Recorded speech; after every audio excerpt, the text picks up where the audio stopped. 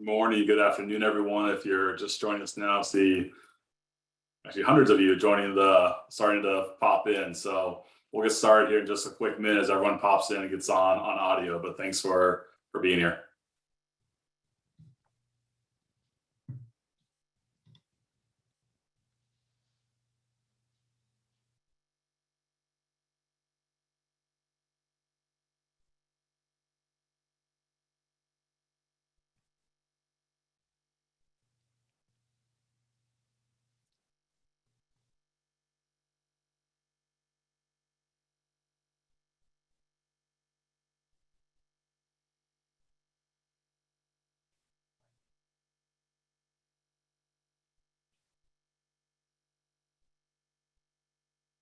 It looks like we already have a request for you to sign a copy of a book that someone has.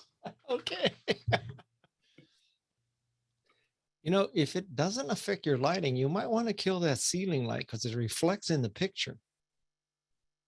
It absolutely does. I'll be honest, I was playing with I have my little ring light. I have a little sample light and then this light. I tried to turn that one off and it would just end up being too dark. I couldn't get it to be right. But there's a fan going too, right? So that's making it flicker. There is. And all right, maybe I'll turn the fan off and kill the flicker.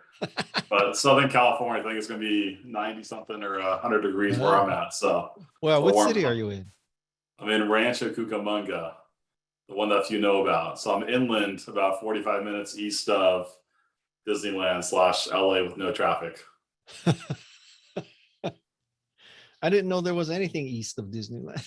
I told my wife when we first met before we got married, "Hey, honey, we're gonna live in Newport Beach, and I love the beach area." And she says, "Honey, we're gonna live in Rancho Cucamonga. This is where I was born and grew up and want to stay." And so, really, 14 years later, here we are.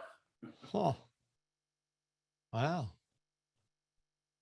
All right, it looks like we have a lot of you, I think, are now on audio. So thanks again. If you're just joining us, we're gonna get started here in just one moment. Let me go ahead and share my screen, and then we'll kick off.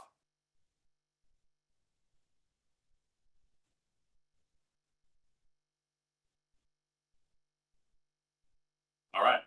Well, hey, everyone, thank you very sincerely much for spending the time with us on our National Cloud Summit. This is likely going to be our biggest event of the year at ConvergeOne, perhaps tied with our cybersecurity summit we did just a few months ago, but we've been in a race to hopefully outpace them in terms of attendees. So thank you for making that possible. We realize that 4 hours is a big commitment in time. So we sincerely appreciate your time and really hope you get a lot out of this event. This will be my one and only marketing slide for the entire presentation, entire summit, I promise. But for those of you that may not know ConvergeOne as a cloud solutions provider, we really just want to give you a quick background. And first and foremost, at the core, we're fiercely passionate about helping organizations assess, migrate, modernize, and secure their cloud experience. We have an award-winning program. At the core of what we do, we have a deep understanding of hybrid operations, because ultimately, hybrid is the operating model of the next decade from our view. We have a team of 50 plus certified experts across the two major hyperscalers, proven across large scale deployments and deep experience across data analytics, cloud security, DevOps, and more. So with that, my very last marketing slide, but I want to give you some context to who ConvergeOne is in cloud. Really excited for the agenda we have today. We're going to kick off with a phenomenal keynote and fireside chat with Kawasaki, who I'll introduce here in about 30 seconds. We'll then lead into a great session with our CTO, Marklin Genke, talking about how ConvergeOne leverages cloud and really how we drink our own champagne. We'll make sure we interlay a few breaks in between so you have time to catch up on email and have a little bit of break between segments. But we'll run into a great session around how digital transformation has transformed with our chief advisor, CJ. We'll talk about our cloud architecture you can bet your life on with Eric, who previously ran US nonprofit healthcare at AWS on the engineering side. And then we're going to go through a great session on DevSecOps and cloud. We'll finish off with a celebrity chef, Tyler Florence, going to make steak, potatoes, and a Caesar salad, which is going to be really exciting. If you have any Zoom or event questions, please contact Colleen Hall. You should have already received an email from her prior, but her email's at the bottom right, chall@convergeone.com. Really, really easy to remember. And then also, as a thank you, all attendees will receive a thank you package from Omaha Steaks. look for an email from Colleen following the event for instructions on how to receive that. So with that, I'm super excited to introduce Guy Kawasaki. There's a bio I'm going to read, but it was so long that I had to put it in bullet points on the slide. And you look at all the list of accomplishments. But Guy Kawasaki is the chief evangelist of Canva and the creator of Guy Kawasaki's Remarkable People podcast.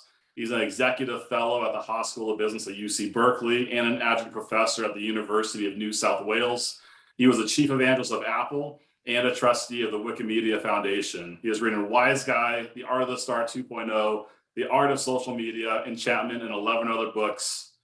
Guy has a bachelor's from Stanford, MBA from UCLA, and an honorary doctorate from Babson. And if you're like me, I'm sitting back wondering, what have I been doing with my life compared to all you've accomplished, Guy? But sincerely, thank you for your time to be with us today. Really excited for this conversation. Well, thank you very much. And first, I have to ask you, do speakers get Omaha Steak gifts too, or is it just Absolutely? Okay. You get the double package. Okay. I'm the only person in California who will admit to eating meat, but okay. You get the extra filet mignon. And I'll tell you, Guy, I was talking to my wife last night. And I said, honey, in your wildest dreams, I would think that I would be interviewing Guy. And she said, honey, you're not in my wildest dreams. Oh my God. What are... Okay, so people are wondering, what the hell is he talking about? And I stole that from your Berkeley TED Talk, but it's that's right. So that's and I speak a lot, and people often ask me advice about speaking and how do you get a good start and all that. And I tell them that there's one joke I guarantee will always work, and so you just used it. So I hope you all laughed when you heard that. That is very funny that you did that. I got to tell you, Tim, I love this line about drink your own champagne. I mean, I wrote that down when you said that. Wow. So CJ, who's on the video, is the one that gave me that. We were saying eat your own dog food, and he looked at me like, why are you eating dog food? Say drink your own champagne. And so since then, I like we converted to that's been our go-to phrase. I like that. Go for it. Yeah. Domain ConvergeOne. Absolutely. So hey, I'm guessing the question you probably get asked the most, right, is really, how would you best describe your time at Apple? I think our listeners would love to, listeners and viewers would love to hear a little bit of how you would kind of describe that experience. Now, nobody's ever asked me that before. Mostly people ask me if I'm the motorcycle company or if I wrote Rich Dad, Poor Dad, but I digress. So listen, I worked for Apple from 83 to 87 and then 95 to 97. The first time was in the Macintosh division, which meant I worked for the division of Steve Jobs. The second time I was chief evangelist for Apple, and that was more of a corporate function. And Steve was on his way out. So I would say that working in the Macintosh division was the most formative experience in my life. And it was somewhat like getting paid to go to Disneyland every day. We had the most charismatic, visionary leader. He had convinced us that we were not simply making a computer, but we were changing the world, denting the universe, preventing totalitarian fascism, 1984 George Orwell from happening. So we were on a mission as opposed to simply trying to sell a computer, which led to the concept of evangelism. So we weren't, selling, we were evangelizing. And evangelism comes from a Greek word meaning bringing the good news. So we were bringing the good news of Macintosh's ability to supplement or increase or empower your creativity and productivity. Now, so I don't want to paint a picture that working in the Macintosh division at Apple was all pixie dust and unicorns. Steve was a very difficult person to work for, scary actually. And I will tell you that, contrary to most common and modern HR theory about how you have to meet with your employees and, develop mutual goals and always focus on the positive, all the positive psychology BS. Well, Steve Jobs did none of that. I mean, basically he ruled by fear. And I will tell you with certainty, fear works as a motivator. Sometimes it sure worked with me. That's pretty amazing. I've read the Walter Isaacson book, and it certainly it lines up to, it was a fascinating read. Is there one meeting or project that really stands out to you that you could tell us about? Yeah, well, my favorite Steve Jobs story is, and this will give you an insight into what it was like working in the Mac division. So one day, Steve shows up in my cubicle with someone I've never met before, and he asked me about a company. The company's name was Noware, Knoware, and it was an educational software company. So no truncated with software, so Nowhere. And he says, "Oh, what do you think of Nowhere and its products?" I said, "Well, Steve, it's kind of a mediocre company. The product is mediocre. It's drill and practice arithmetic. 2 + 2 = 4. Doesn't really take advantage of Macintosh capabilities. So it's, I don't know, mediocre company, not strategic for us." And the next thing he does, he says, "I want to introduce you to the CEO of Nowhere." So that's what it was like. It's total setup. Now, you have to unpack that. So, it wasn't that Steve was a sadist. It was that probably what happened, knowing Steve, probably what happened was he was meeting with the CEO, and the CEO was painting this picture of, yeah, we're selling thousands of copies of our software, and it's really great. And, it helps kids learn math and blah, blah, blah. And we're just so successful. And probably Steve knew enough to say, and I have to use a profanity here because that's just how it is. But probably Steve said to him, "You're full of shit. Your software is crap." And the guy would counter and say, "No, no, no, it's really great. We're selling thousands of copies." And then Steve would stand up and say, "All right, come with me. We're going to go see Guy, my software evangelist. And we'll see what Guy says." And then the story, happens. So the way you should look at this is that I passed the test because Steve probably knew the software was crap. And if I had said that the software was great, literally, I might have been fired on the spot. So that's what it was like. You had to prove yourself every day in the Macintosh division. Man, that's interesting. Uh, Thinking about from the Steve Jobs standpoint, is there anything you would do differently than, I mean, and certainly from a kind of cultural and how you inspire creativity, maybe how you Yeah. treat employees, perhaps. But is there anything you do different from Steve if you kind of think back to your time at Apple? Well, to be honest, and in a rare moment of humility, Steve Jobs and someone like Elon Musk, I think they literally have a different operating system. And it is an operating system that mortals like me cannot really understand the operating system.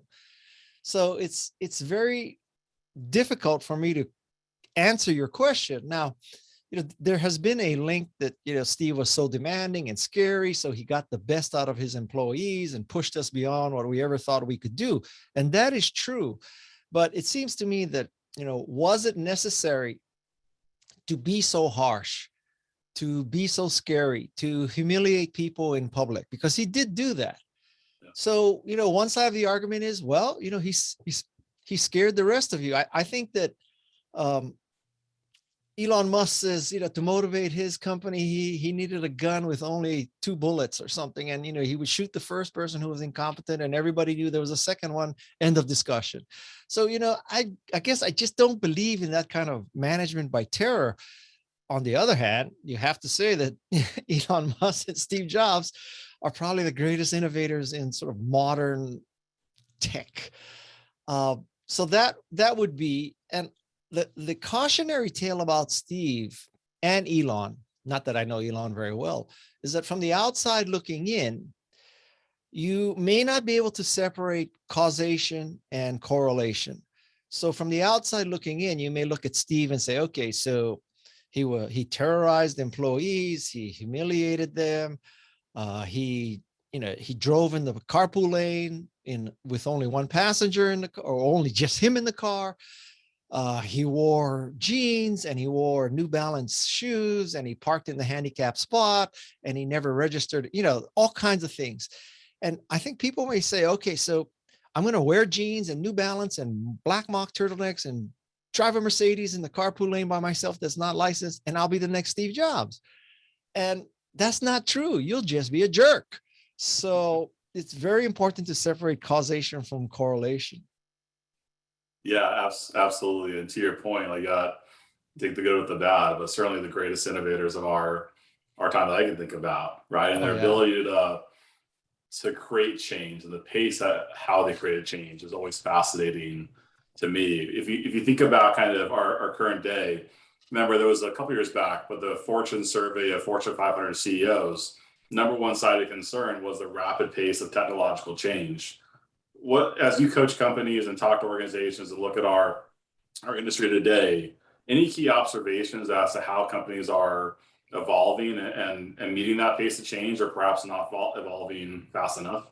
Well, I think that the key is, and I'm stealing this from Amazon, is that you have to work backwards from the customer. So working forwards usually means that, this is what we are making, this is what we have made, this is what we know how to make, et cetera, et cetera. So if we're making widgets, we're going to shove widgets down the throat of our customers. Working backwards means you empathize with the customer and you figure out what the customer wants, and then you deliver it. So you may be making widgets, but your customer needs something else. Then guess what? You're not supposed to jam the widgets down their throat. You're supposed to create what they want as opposed to what you want. And I think that is just a great underlying principle for innovation.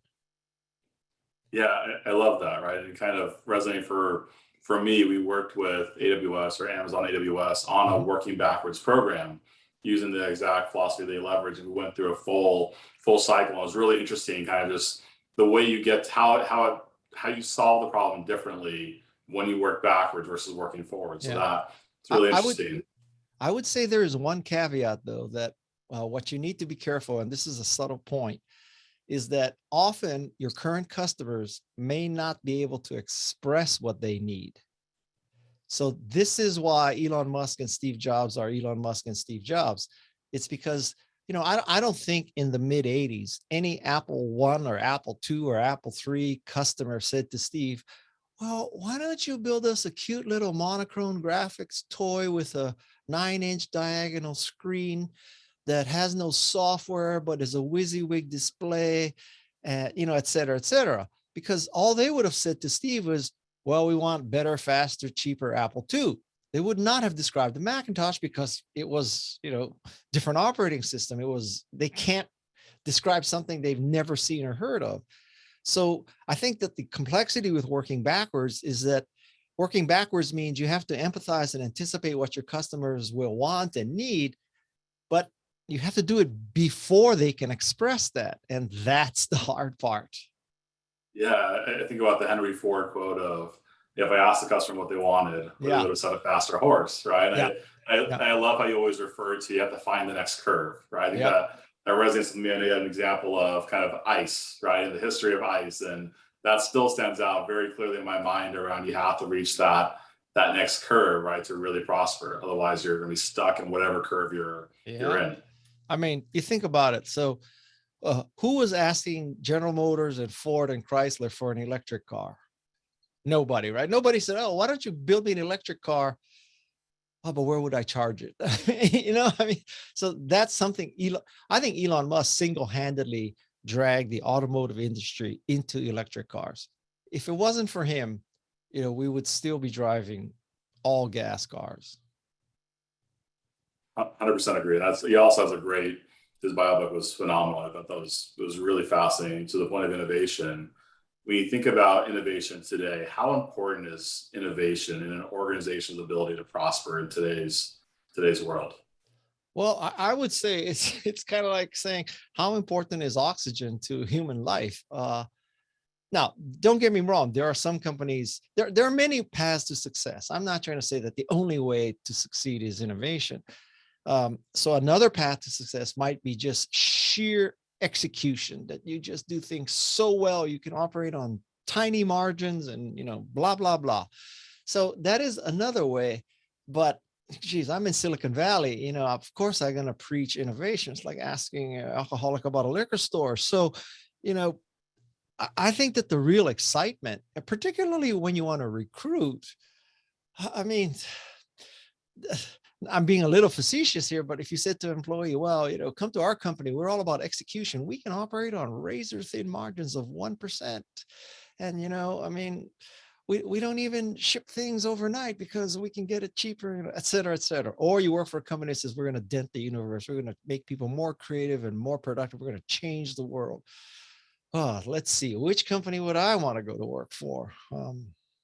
Yeah. I love that. I love the Dent the Universe. Can you give us a little bit of background on kind of where that came from? I think it might be an interesting I history have there. no idea. I mean, I know he used it in the Stanford graduate ceremony, and I've been ripping it off ever since. So, well, one of the lessons I learned from Steve Jobs is that you have to know what to steal.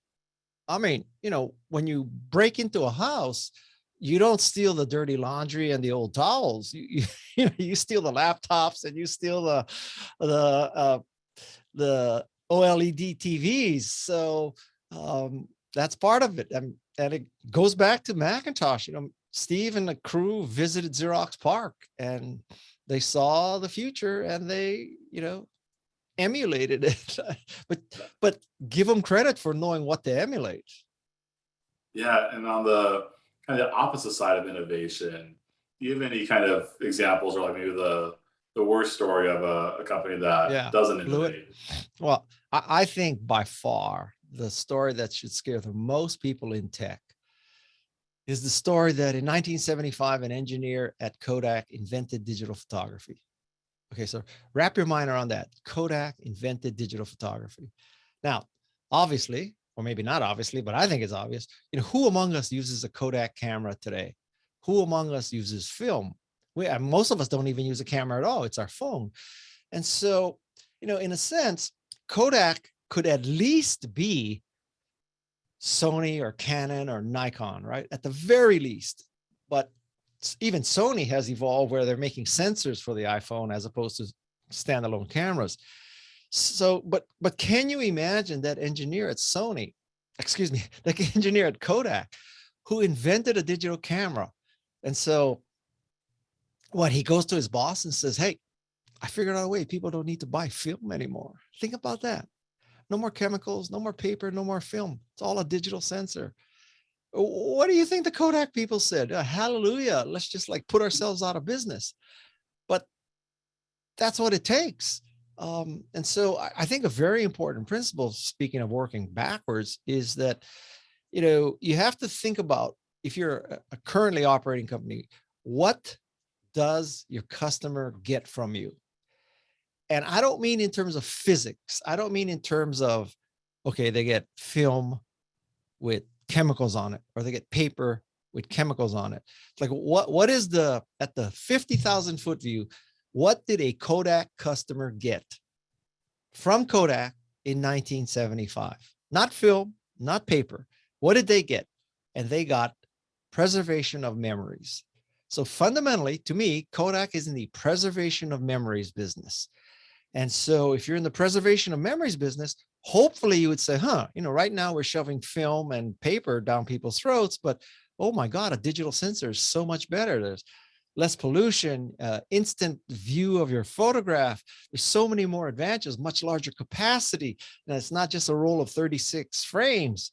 So we should be in the digital photography business as opposed to in the chemicals business. And let's apply that to Blockbuster. So if Blockbuster defined its business as we enable people to be entertained in their homes, as opposed to we have brick and mortar stores where people come in their cars and rent DVDs, Blockbuster might be around today. Blockbuster might be Netflix. Yeah, absolutely. I think the Kodak one's a phenomenal example. If you were in Scary. that boardroom when they first had this great discovery and this invention of, hey, we invented digital photography, what would you have told the leaders of that business? What would your message have been to them back when that first happened? Well, I mean, this is easy for us to say, right? Like, oh, if we were in a room, because we're so smart, we would have said, all right, so, we got to milk the cow, i.e. film and paper. But this milking of the cow is going to produce this new calf called digital photography. So we need to straddle two curves. Yeah, I mean, I know that, that, McKinsey knows that.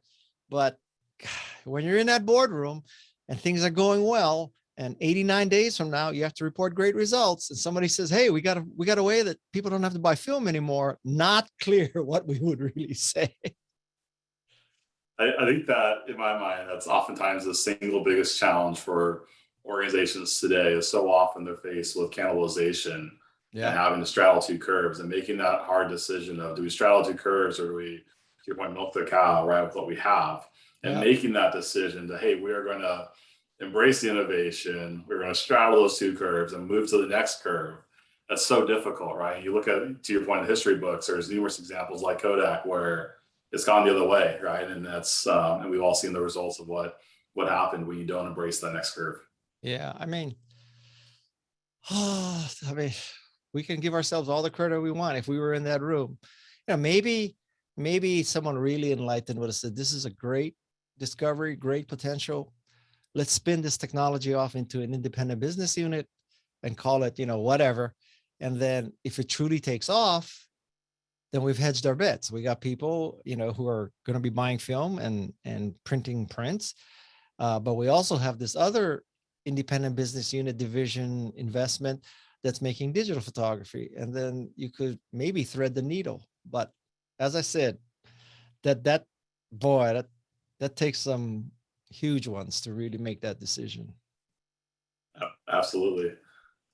So this summit for us is we have several hundred folks on the line who are really focusing for the next few hours around cloud and the power of cloud to drive innovation and how to leverage cloud in different ways.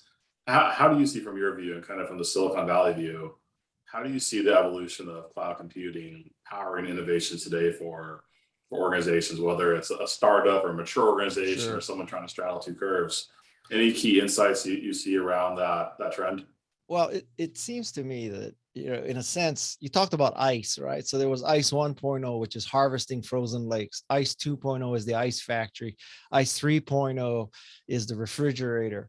And so you can make the case we started off with manila folders in file cabinets, and then we went to local storage, and now we're going to cloud, not only for storage, but also for apps and hosting.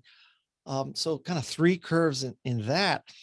And I tell you, when you stand back and look at it, you say, well, what a no-brainer. I mean, who among us wants to have a room full of computers that we always have to keep going and co-located? And, if we want to add capacity, we have to buy a truckload of more computers as opposed to tell Amazon or tell you guys, they're like, flip a switch, give us more storage.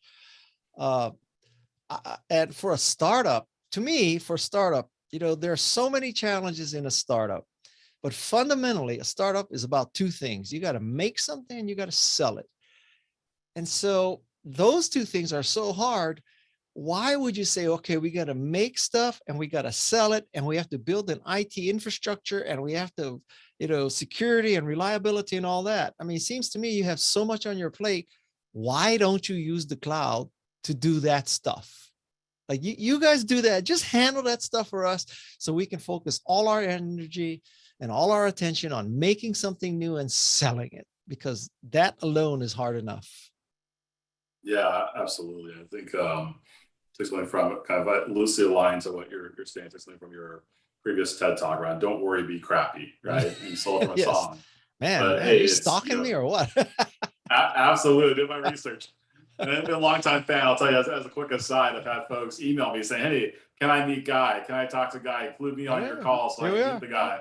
Well, We have just a VP who's a professor at a local university where I'm at, and he uses your 10, 20, 30 principle. So yeah. my stock in the company has gone up a little bit by being able to talk to you. So I should have charged you more for this speech. but when we talk about kind of don't worry, be crappy, it's like kind of move fast, bring it to market. It's okay if it's not perfect. Yeah. How are you seeing the role of, that's not a great question, but how do you kind of see that in our current environment? This idea of, do you search for perfection before you bring it to market, or do you just kind of get it there? Don't ship crap, but Yeah. bring something there and get it out there and keep moving. Well, first of all, anybody in biotech who's listening to this, ignore what's about to come. Okay. You better worry about not being crappy. But I think in general, the cloud has enabled such a rapid, not only bug fixing, but revolutionary change, that is just not possible. I mean, before, and God, in the old days, I'm going to date myself, but I ran a software company that made a Macintosh relational database. Okay. And the process back then is you're usually gated by the creation of manuals. So you have to write the manual, you have to lay it out, you have to print it, and then you have to put it in a box with diskettes and shrink wrap it. And then if there's any bug in that, then you have to then send out more diskettes and people have to reinstall. And you think about it, like there's many things and many software apps that I use today that I swear every week I get a new version. And that's over the air. Yeah, Tesla is over the air modifying its car's operating system. Imagine if you had to stick a DVD into your car every time you wanted to upgrade. I don't mean just the GPS map, I mean the whole operating system. So I think that is a major, major change. Now, you could make the case that there's a downside to that, which is people are sloppier and they figure, well, okay, we didn't fix that bug, we'll get it next week because it's so easy to upgrade. I mean, hopefully that's not the case either. But wow, I don't ever want to go back to a shipping diskettes. That's for sure. Absolutely. And I think kind of a follow on to that is there's so much talk now around agility, right? And this Yeah. idea of how do you be agile? Like what's your view around the role of agility for any organization that wants to be an innovator, considered an innovator in their market? Well, again, how can you argue against it? Um, as long as the flip side of agility is not sloppiness. But you know, I don't know. I don't know what to say about why would you not want an agile organization, and not just in product development, but really everything in marketing, in support. Why? That's just. I think that's just the way it is, especially if you want to attract top-notch talent. That's 100% true. I think number one thing when we coach organizations, the number one request is how do we be agile? How do we move faster? Right? How do we break Yeah. things down to small teams that can empower that? And that's how you find your top talent, right? No one wants to work in an organization that's slow and can't move, and they're a monolith or dinosaur, right? So we Yeah. see it both in Absolutely. get the best talent, but you're also going to move the fastest and outpace your competitors. The other big thing that every customer is talking about is digital transformation. And we were in numerous conversations with organizations that want to digitally transform. And that has a wide range of meaning. That can be Mhm. at a small scale of we're just trying to be a little more agile, kind of digitally transform a bit. And certainly COVID has had a big impact, which we'll get to on our kind of last section. But any advice you would give to organizations that are trying to undergo a digital transformation, whether it's looking for small wins or an entire reinvention of their business? Anything you've seen or coached organizations on that might be applicable here? Well, I mean, in a sense, why are we having this discussion in 2021? I mean, are you telling me there are outliers who's saying, we're going to remain analog and we got our trusty fax machine here and we got our, copper-based telephone and we have an 800 line. People can call in and get support. I mean, you telling me that's still true? On what planet is that true? So I think it's less than a no-brainer. I mean, is there anything less than a no-brainer? I mean, how can we not do this at this point? And I think the pandemic actually forced a lot of this. So if you were an outlier or laggard, boy, the pandemic either killed you or woke you up. But there's no escaping this now. We're never going to go back. Yeah, and it's in our session. We'll break out soon. CJ's going to be talking about how digital transformation even transformed post COVID because it is different, right? It has been a big change. Kind of what do you see as the role of COVID and the future of work? Any insights into what do you think the key trends will be around that over the next couple of years as we realize some of the impact? Do you think we go Sure. back to normal at all, or do you think it really is a full change around that kind of a next curve in a sense? I think it's the equivalent of, a meteor hitting the earth. Now, there's a lot of bad things that happened because of COVID, not limited to 650,000 people dying in the United States and all the pain and suffering and of not only death, but the illness. But I think as we look back, we'll say, wow, It forced us to create better conferencing, better ways of collaboration. It forced us into better ways of recruiting, because for 2 years, I mean, many people recruited without a face-to-face meeting and then onboarded people without a face-to-face meeting. Like, if you had told me that, I would tell you that's impossible. Well, what do I know? And so all this collaboration and these tools and this perspective and work from home and all this kind of stuff, let's face it, maybe we were sliding down a slippery slope before, but the COVID was a cliff. It wasn't a slope. And so I think it forced a lot of change. And when we look back, that's going to be the positive aspect of the pandemic, that and online education will never be the same. Online meetings will never be the same. Collaboration will never be the same. We're not going back. That horse is out of the barn. Yeah, and I think that's even going back to our earlier conversation of universities discussing, is it online or is it in person? Now, how do we charge? Are we straddling two curves? And we see that Yeah. in business, and we put people back in the office, right? There's lots of things in the news today around, we want people in the office. We don't think work from home works, and the employees are saying it worked just fine the last year. Look at what we did, right? Yep. Is there, and not to say that that's a mistake, but is there any mistakes that you're seeing organizations kind of commonly make in regards to their kind of COVID Yeah. response and how Well, they're developing strategy after um, it? we shouldn't talk about vaccination because, that's a very touchy subject. But I think that, uh, if we're applying the principle of working backwards to our customers and prospective customers, we should also work backwards from our employees.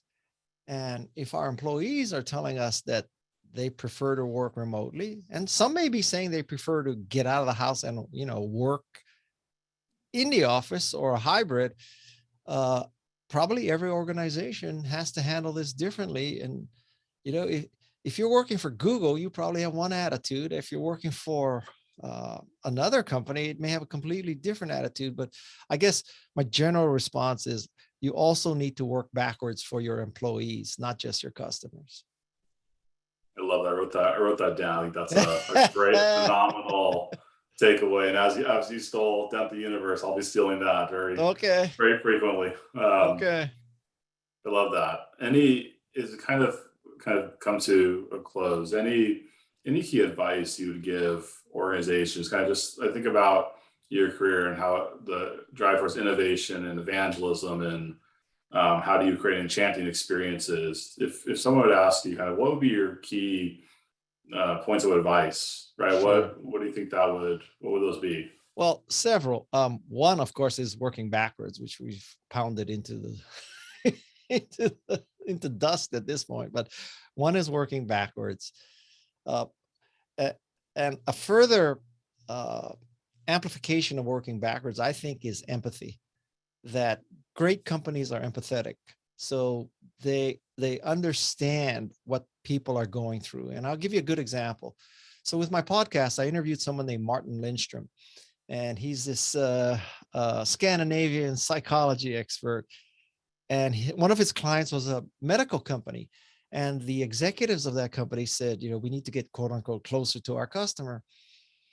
And so you would think that would mean, okay, we're gonna have a $5 million consulting study with a market survey, et cetera, to get, quote unquote, closer to your customer. But what he did was he took the executives into a room and he made them all breathe through straws.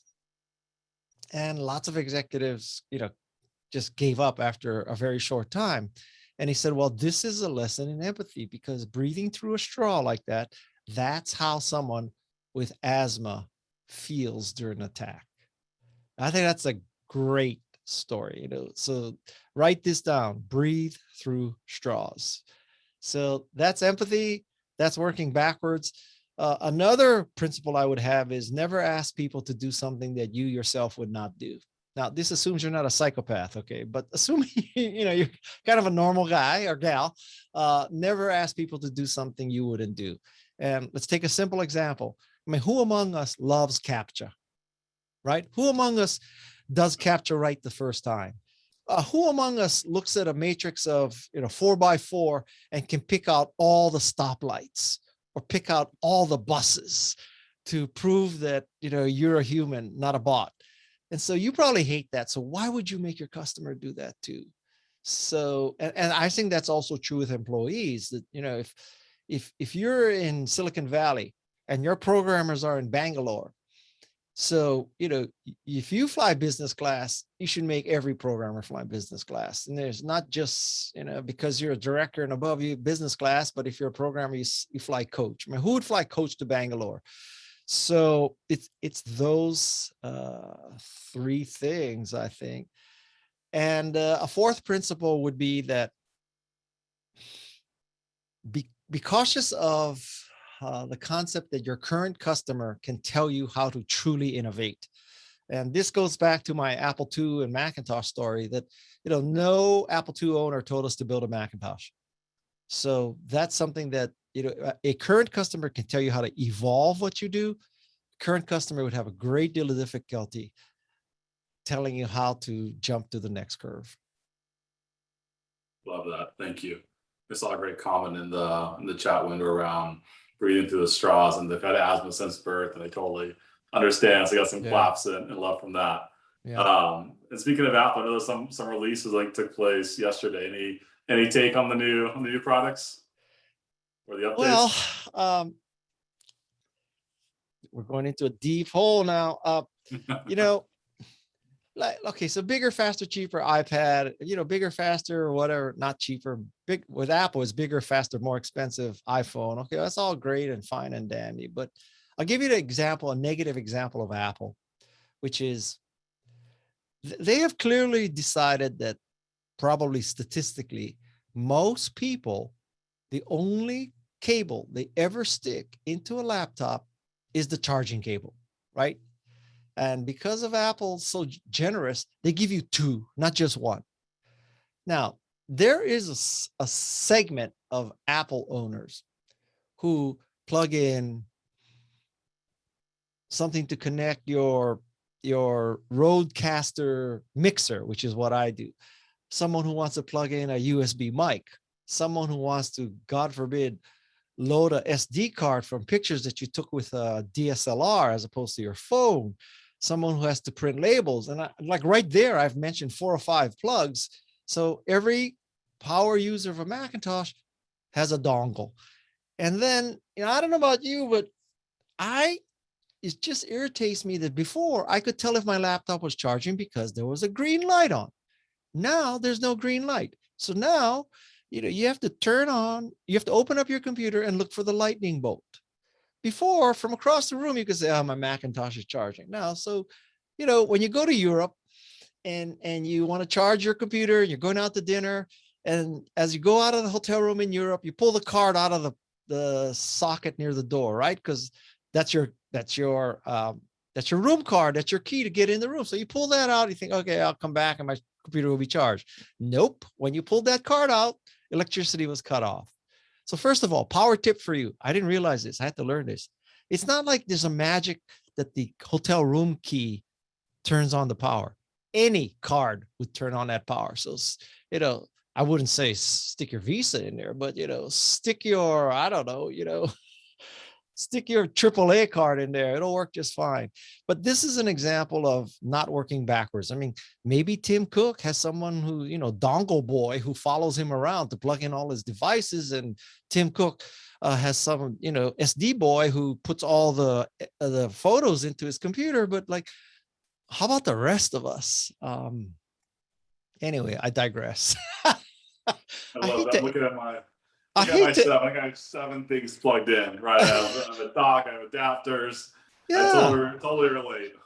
I have to say, oh, Tim, we should have never entered this sphere here, but Tim, my dongle has a dongle.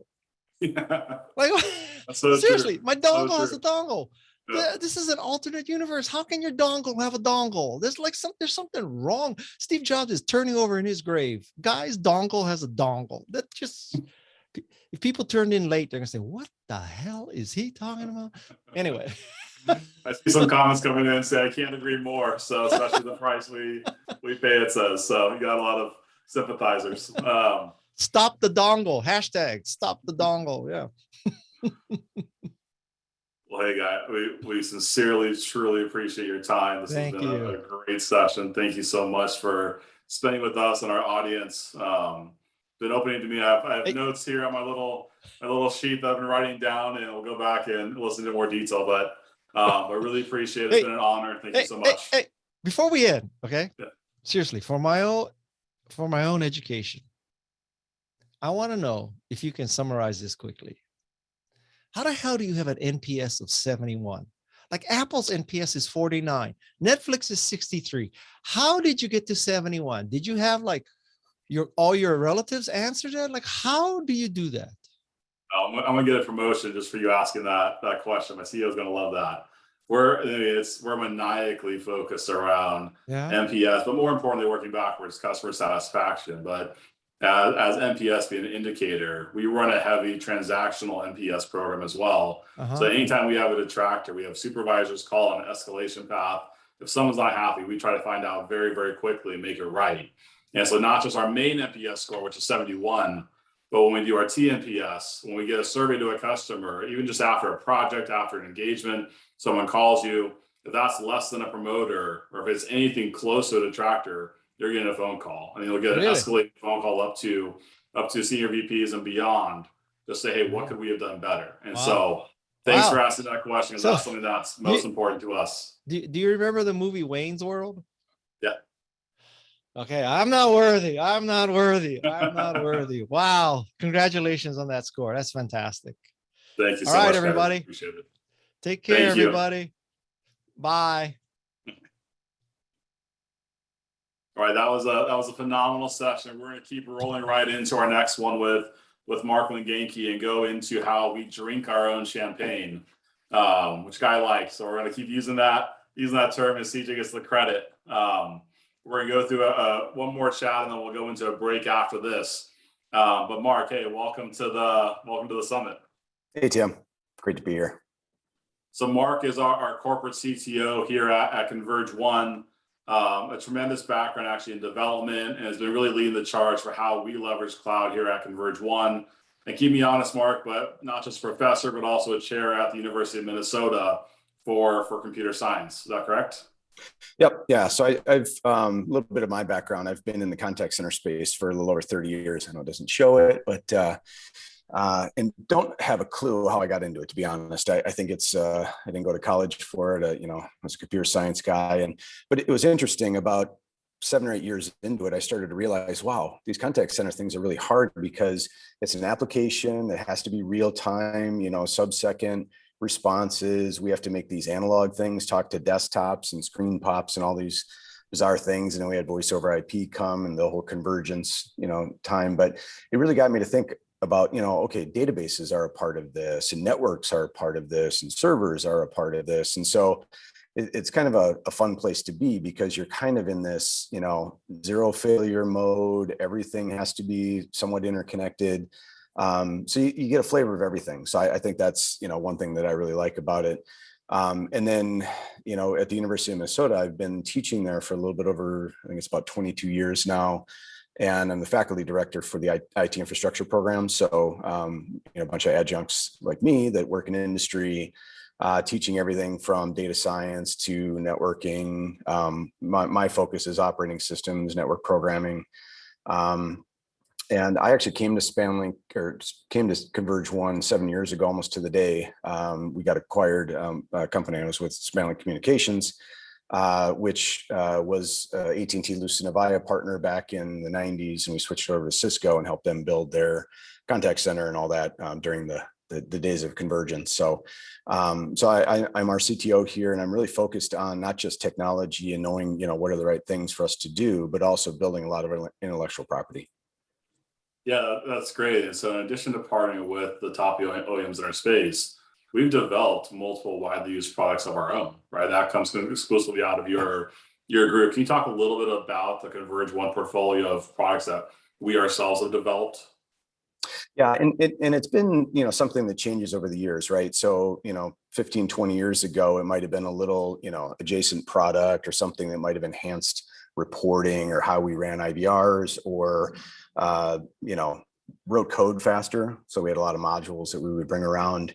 But really, we've got a couple platforms really that we're selling that are kind of revolutionary. One is called OnGuard, and it's a piece of software that we've been writing on for about 18 years. And it's kind of fun to see that, if I remember back in the day, in about 2003, when we first started writing it, it was, some C developers that sat over here, some Java, youngsters that sat over there, and the one guy that knew Perl, and, they would, kind of crank code and try to get stuff out. But, where we've evolved it to, today is pretty amazing. We've actually shifted from the original purpose of kind of doing some monitoring and solving the problem that when we did converge voice onto a data infrastructure, nobody knew how to monitor anything. So that's kind of how it started.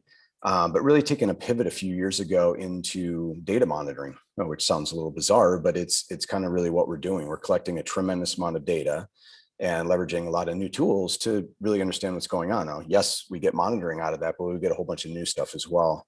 And so that's been out for about 18 years, and Conversations is our new platform. This was kind of the idea sprung about 5 years ago. It's been out for about 2.5 years now. And it was really the answer to, and I love how Guy was saying that, because it's kind of going backwards, right? I've been doing this for 30 years.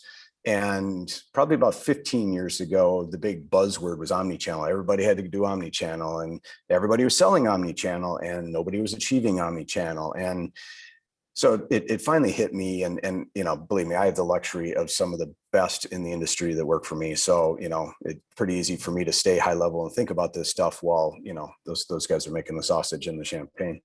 And so getting everybody together and kind of thinking about, and that empathy thing, I think makes a lot of sense. And we had to do this a lot, which was not listening to customers, but understanding what they're really asking. And that was kind of a big thing for us with Conversations is, we need to solve this omnichannel problem, but we can't do it the way that everybody's been promoting with, oh, well, I have an API, so just go write some code and it's fine. Well, how many customers are just going to, oh, cool, I'm just going to fire up a development environment and start writing code, and they're not going to do that. So we kind of thought a lot about, okay, what should we really add to this whole problem? Because if you go into 2 different contact centers, or if you go into all contact centers, everyone is so different. They've chosen different technology. You take 2 Cisco, 2 Avaya, 2 Genesys that look very similar. Then you got the 87 adjuncts that come in the side. Their way of working is different. How they feel about reporting versus workforce management. And so there's all these pieces that go into it. So it was kind of an impossible task when we started to think about, okay, well, how are we agnostic to everything? And so that's really where we started to build an integration layer, which is kind of the basic pieces of it. And then worrying about, how do we truly have an omnichannel desktop? How do we really think about, and the thing I love about it is the data side of it. We collect everything that goes through the entire system. So that way, somebody's going to a Google bot, or, they're getting transferred to an agent, we have all of that data, and we're holding it in, cloud data stores and places that, we can hold now tremendous amounts of data where 10 years ago we couldn't. So there is some luxury in the fact that things have, and CPaaS has come up, and some new things in our space that allow us to leverage this. But and Kubernetes is probably the biggest piece of really what we're doing there, because now in a microservice architecture, I can do things that I couldn't do in a 3-tier. And I've also removed bugs. I've removed some of the problems that you have in a 3-tier. Because anybody that's been in a contact center or a complex environment has seen this too, right? Where I add one more 3-tier pair of servers for HA into an environment, and then I upgrade something else and it breaks 3 other things, and it just makes it almost impossible to manage. So yes, so those are the 2 main products that we really have, and then there's probably about 20 other ancillary things that either add to those or kind of help us move along. Yeah, I love it. And you hit on this a little bit, but we're running a multi-cloud environment. We're running containers through Kubernetes, have our own data lakes, running microservices.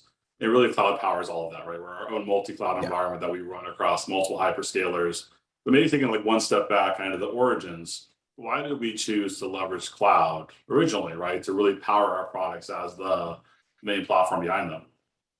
Yeah, it's interesting because I think thinking about it, to us, cloud is not really a thing. It's really a way of working, right? Because something new comes out every day, some new way to develop. And, let's take OnGuard as an example. Back in 2003, cloud was kind of what we always joked about, right? It's somebody else's data center, and, fine, we don't have to turn the lights on and we don't have to keep power on it and all that. But, very quickly, the API world really kind of kicked up, and then people got smarter about, wow, we could really leverage different ways to do, different kinds of systems. And so pretty much in 2004 is when OnGuard became a distributed system. So it's actually not, all pieces of software. And as Guy was joking, I couldn't imagine going back to the floppy disks and all that. But it was originally built to be that distributed system using a lot of the technology that was available at the time, which is radically different now. But to think about the fact that we didn't have to ship software, we didn't have to design and build and implement with every customer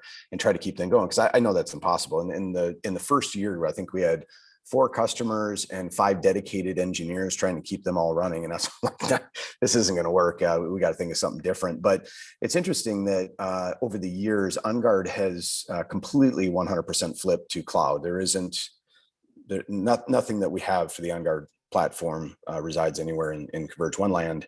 And, it's interesting because, of course, we're using, common things like Amazon, RDS and Kafka and ActiveMQ and Elastic. But, the thing that's really changed probably in the last 5 or 6 years is the tools to develop with. So not just languages, but, people have probably heard of like Puppet and Jenkins and Helm and all these tools that we use. Circle CI is one that we're moving into. Codacy to do a lot of the automation of kind of the software, testing more than looking for bugs. So it's kind of cool that you can kind of plug all that stuff together. Conversations, on the other hand, was kind of boring in the cloud. Why would we fire up a LAMP stack and try to start building all this stuff by ourselves? And, with Kubernetes kind of hitting really mainstream 2018, it was just a perfect time to say, okay, let's build it on this, because our ability to basically use microservices to link APIs on a common bus and flow over, that's the integration. That's what we had to do. So it's pretty powerful. And the thing I love about it is we can be very modular. And if a customer, and this is what we tell customers, we de-risk your current investment because we're not asking you to change platforms. Stay on the contact center you're on, stay on the backend CRM, all of that keep. But we also de-risk the future. So if you want to try out Bold 360, you want to try out Twilio and Telepeer, whatever you want to bring into the solution. To us, it's just, you pay for what you use, right? And so they're not making this massive bet on something that might not do what they read that it did on the outside of the box, or there's always something new coming up. Yeah, I love it as well too. I think the part I hate was started distributed, but it wasn't always on. In 2004, it was always on cloud, so we moved it into a cloud environment 100%. Then we also built our own product born in cloud. To your point, like, why would we do anything else? And we think about our ability now to innovate faster by leveraging cloud. Any examples of how we've been able to move faster, innovate faster, be more agile by leveraging a cloud platform?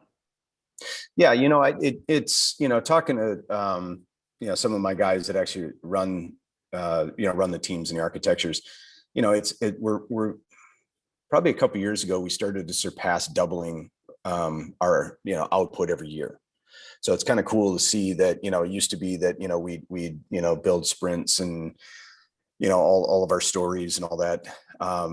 And I think on average most things would take 4 to 6 to 8 weeks to really get done. And now we're getting certain things done and even getting customers turned up in a matter of weeks now. So to me, I think when you think about really the 2 keys to it is orchestration and automation. How do we use some of those tools to remove the human pieces, the things that I always joke that humans get everything or usually only get about 80% of anything done right, which doesn't really work in our industry. So how do we take those new things and I talked about Circle CI and Codacy and there's always going to be something new coming out. So I think the fact that we had to design this stuff in the beginning, knowing that, you know, we weren't going to be on one platform, on one language, with one operating system, doing one thing, and, you know, making sure that as, you know, something new comes along, that we can kind of unplug the one and plug the new one in. Yeah, you mentioned customers. How do you think our customers have benefited from that? Or is there any examples of how we've been able to move faster for our customer because we're fully built in cloud, right? And we're lean and agile and everything else. Is there an example that comes to mind? Yeah, you know, one that I thought was pretty interesting is I got a call from a NAM about a year and a half ago, and she said, "Look, our customer is so frustrated. We've got some software out there, and you know, they just can't get it to work, and they've had a different vendor, and they're really stuck, and they're not happy." And I said, "Okay, give me an hour." So I went and I called a couple people on my team, and I said, "Well, what do you think about this idea?" And they're like, "Yeah, never thought about that." And really what we did is we had a problem with the fact that this customer needed to basically transcribe all of their calls and put it into a place where they could actually do call analytics. And when we started to look at it, I thought, well, OnGuard already has most of this capability in it already. The only thing I don't have is the way to do the transcription. So I just grabbed Google. We did a bunch of transcription, and within 72 hours, we had a up and running pilot. And we actually had calls that were going through there, and we were able to show them, you know, everything that their customers were saying, and then really tip that around into some really cool forms of analytics. They loved it. They started working on it with us immediately. We actually flipped over to a new startup called DeepGram that does deep learning as a different form of an NLP, NLU engine. And, you know, after training it for, I don't know what it took, a couple of weeks, I guess, the accuracy is crazy. You could listen to a call and not understand what they were saying, but this thing could actually transcribe it. And so we've been working with this customer for 18 months now, and every week they come up with, you know, new ideas, new ways to look at this data. And yeah, it's just been fantastic to, you know, kind of take something that, you know, we never intended, and to be honest, starting from scratch would have been, you know, I'd still be working on it today to try to get it done. But taking the different components out of, you know, kind of what we already have is either the OnGuard or the Conversations platform. You know, we're coming up with these new use cases all the time, and it's, you know, and it's fun to work with customers at that level. Yeah, I love that. The ability to connect into services rapidly, like this never ending like wealth of services that you can tie back into to serve a customer, an organization, end user, whatever it might be, to be able to just move fast and try and fail fast as well too, and try it and say, if this works, great, let's keep moving. And if it didn't work out, right, you would have moved on to the next one, but it would have been a very, very fast realization. Another big thing that we talked to a lot of organizations about and hear a lot of questions about is really this idea of DevOps, right? Yep. And how to incorporate DevOps, and what does that look like? And as you think about your teams and how we leverage DevOps internally, any thoughts on how that's changed the way we develop and improve applications, and even the idea of where people now focus their time, right, in a really mature DevOps model versus not? Yeah. And you know, DevOps is a in thing because by definition it doesn't have a definition. So, you know, you got to kind of figure out, you know, how does it really fit with how you move things along. And I love what Guy said too. It's not a software development thing. It should be an everything thing, because, you know, the idea around, let's just pick on Agile as an example, but, you know, a lot of times, and, you know, again, it was said, you know, the whole Steve Jobs thing, don't ask a customer what they want till you've shown it to them first, kind of comes to play here, because it isn't usually that, you know, the customers are coming and saying, okay, I dreamt up this new thing. This is really where we want to go. They kind of give you a problem that we need to solve, and we could solve it in many ways. But the thing that would be beautiful is if you could kind of come up to them very quickly and say, hey, why don't we look at this? And is this what you're looking for? And in the Agile kind of methodology, they're going to look at that first thing and say, nope, completely missed the mark. That wasn't what I wanted at all. But then you start to get this better dialogue going of what really is the intended purpose, or what you're really trying to solve for. And, you know, after you've kind of gone through, you know, 5 or 6 or 7 different, you know, sprints around it, and coming up with, different versions, better and better versions, hopefully along the way, you're going to get there much faster. And so, the whole, and we see this even with like professional services, right? That's a waterfall methodology, because we're kind of saying, look, we're going to start here, we're going to end here, we're going to manage it the whole way. But that works perfectly because we know exactly what needs to get done in the dev world. And then all the innovation is always best to follow more that, fail fast, learn, move on kind of mode in Agile. One of the things that's different today in DevOps than it was, conceptually when it came out in 2008 was the tools. It's crazy now that, and I think a lot of people talk about, well, we do Agile, we do Scrums, I have a Scrum Master, and, they kind of follow all this. But if you really look at a pipeline process of how people develop now with GitHub and Jira and Jenkins and Chef and, all these tools, what's really happening is we're removing a lot of the ugliness of development and testing and QA, automating that and bringing that forward. So I think, as we've progressed the whole CI/CD movement, it really does lend itself to, and as Guy said, with the Tesla updating every 2 weeks or whatever. With OnGuard as an example, we upgrade all the time. We have it's a distributed system. We just push out, if it's an OS update, if it's a new way to do something update, if it's a new technology, we're going to, pull data from, to us, it's kind of simple and easy. Now, when we first started to build it, and if I was to say that, people would think I was crazy, right? You're not upgrading during the day. We got to go through this and that, but the world has changed, right? And the ability to deliver software is radically different than it was even 5 years ago. Yeah, you hit on automation. How important is automation in DevOps and just the way we develop and operationalize application? Like what's the role of automation to you and all of that? Yeah, it's really orchestration and automation, because I think there's a lot of things that like with some of the tools around like Salt and Ansible and all those, you can automate some of the manual ways of spinning up something into a service, or getting an environment stood up. But to me, the automation really should go all the way through configuration, user setup, and all even thinking about where is the single source of truth of something, so we're not rebuilding and having synchronization problems and all the ugly things we hate in computer science. But between those two, that's really what we're starting to see built in code now, versus it being a platform that would do those things for us.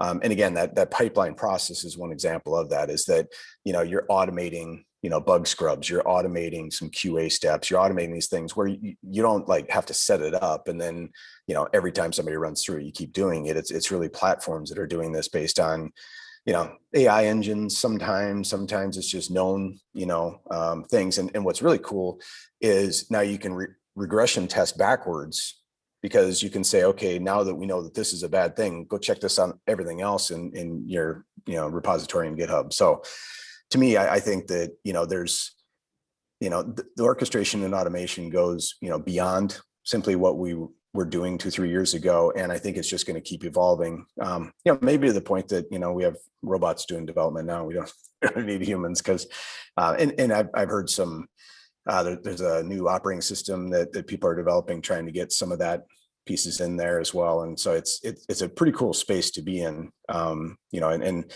I think Guy hit on this as well. You did, if you think about, and part of why I teach, right, is to understand, how does the next generation of developers think? And it's pretty amazing that, they're coming into, a bachelor's program with a couple languages under their belt, with automation, and they know what Kubernetes is and that. And so it's kind of an awesome thing to think about, what could they be doing, year 1, year 2, year 3, where if I went back 20 years ago, it was, I was going to be a DBA, I was going to be a network administrator, and those things are automated, and kind of, from all the platforms that are out there now, it's amazing to kind of see, how much of that truly is, run by software. Yeah, I think that's a great point. It kind of shows a tangent on the college part. I was talking to a good friend, and at ASU, one of the first classes they now take is AWS, right? Like build AWS, like do a group project, you run it through a Slack team, right? But really interesting how the world has changed, right? And how we prepare students for the world.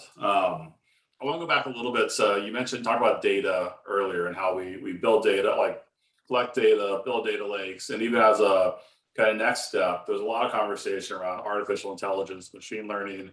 I like to call you Mr. ML because you're it lines with your initials. But how do we leverage AI ML services, and how has cloud helped us better be able to like integrate, connect in, and turn up AI ML services like quickly, like really fast? Yeah, and it's an interesting story that in 2012 is kind of when we started down this whole data science path. So, me and my team went back and relearned all of our stats and our, Bayesian algorithms and all the fun stuff there. But man, the technology really made it extremely difficult to do, anything at any level because they didn't have the compute power. We didn't have the right kinds of databases. And so really it was only probably 6-7 years ago that we started to kind of move into time series and graph databases and different ways to kind of leverage those tools and languages, getting into Python now and R and, bringing that data science stuff forward. But then you always run into this wall pretty quick with the fact that none of it works without a lot of really good data. And we don't usually have that laying around, right? Now, contact center does, they do have a lot of data sitting around, but they're in relational databases. And I don't have time, and I don't think everybody wants to hear the whole story behind relational versus time series and all that. But the fact that we can have unstructured data and massive amounts of it now in Elastic stores or Snowflake and places like that does give us a lot of power to do the right things there.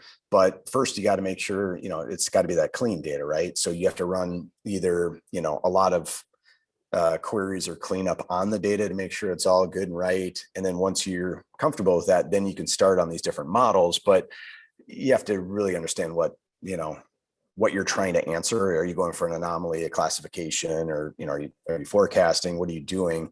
And when we started to think about conversations, that was kind of the core of everything. Is we're not doing anything unless we can really answer the question to a contact center: how did this change your world? Because if you really look at where we are today, and I always joke with people that, like, I don't know anything about a call center. You know everything about a call center because you use them, right? You call 1-800 something, right? And you know what the experience is. Your call is very important. Us, please hang in the line, get to an agent, get transferred to another agent. You're starting the conversation over every time, right?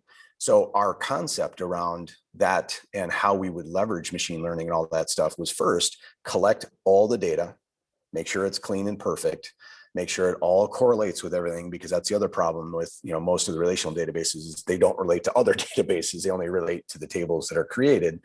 So when we started to really push that, and then there's been a couple breakthroughs in some technology that make it a lot easier to do machine learning and data science. And you can now be a citizen data scientist that doesn't have to have a computer science degree and a stats degree and 20 years of working on it. And you can kick out some pretty cool stuff. And so it was, I think, December of 2018 where we launched OnGuard IQ, which is a side. It's not OnGuard as we normally know it. It's kind of OnGuard's little cousin. And the IQ product is actually ML based. So what it does is it looks for anomalies in how your system is performing based on quality of experience. So it's again a different kind of mode of thinking about that. But now that the tools are out, now that we've got more data sources and databases and warehouses and lakes and lake houses and all these things to leverage, and they're depending on how you use it, somewhat cheaper than what we were doing back in the day. That's really where we can take some power. And the DeepGram example is another one that's pretty cool, is that we were able to just kind of make a quick switch in a piece of code and now use a completely different platform with a completely different mode of operation with our same kind of core data set of recordings and metadata to do everything all over again. And one of the biggest things that we really like about the tools and the databases that are out there today is they're very malleable. And so it's not just elastic that it can grow.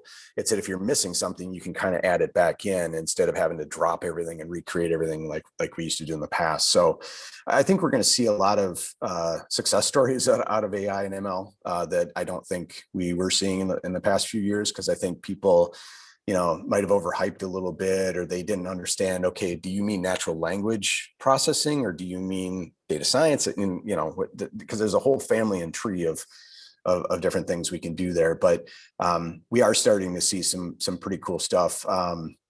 With that one customer, we actually created a model around churn, where what we do is we look back the last 3 months at people that left.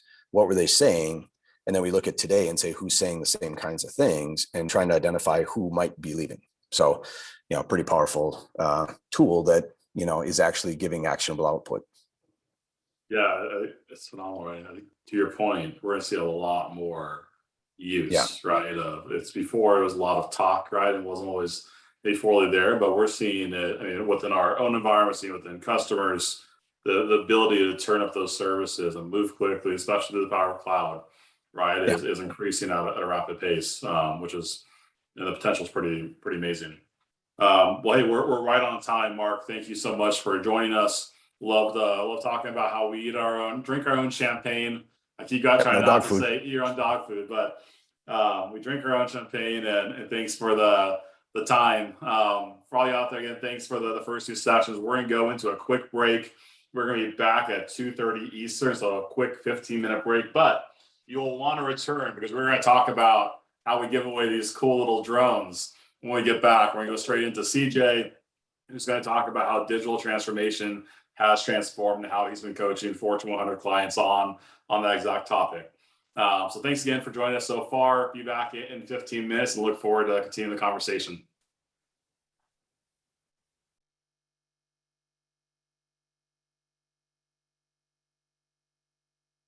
All right, we'll do a final 2 minutes here, and then we'll get started again.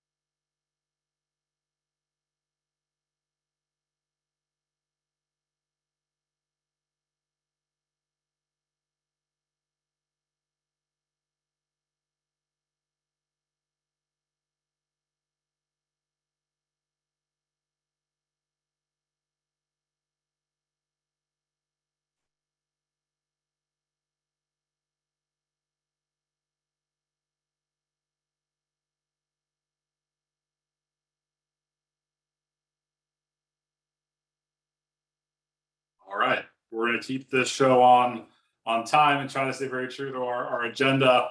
Again, thank you all for spending the time with us. Hope you really enjoyed both Guy and Mark, and I certainly loved it. Do want to make you aware of a quick promo that's available to all of our Cloud Summit attendees. And when I get off the screen share, I'll show the drone here in a little more detail. And naturally, I had to ask marketing for my own so I could show it here on video today to you all. But candidly, my daughter was having a blast with it, taking videos of her in our backyard. Pretty incredible 4K video, 31-minute max flight time, and I'm a bit of a drone kind of geek, so it was fun playing with it. But quick way for any summit attendee, it just as an opportunity, an option, if you participate in any of our cloud executive briefings, what we call cloud foundations or waves. Those are both at no cost, or a cloud readiness assessment, any cloud advisor, cloud professional services. We will send you this drone if you would like, this great DJI drone, also with a rugged ConvergeOne backpack that's part of Shelter to Soldier. It helps support vets based out of San Diego.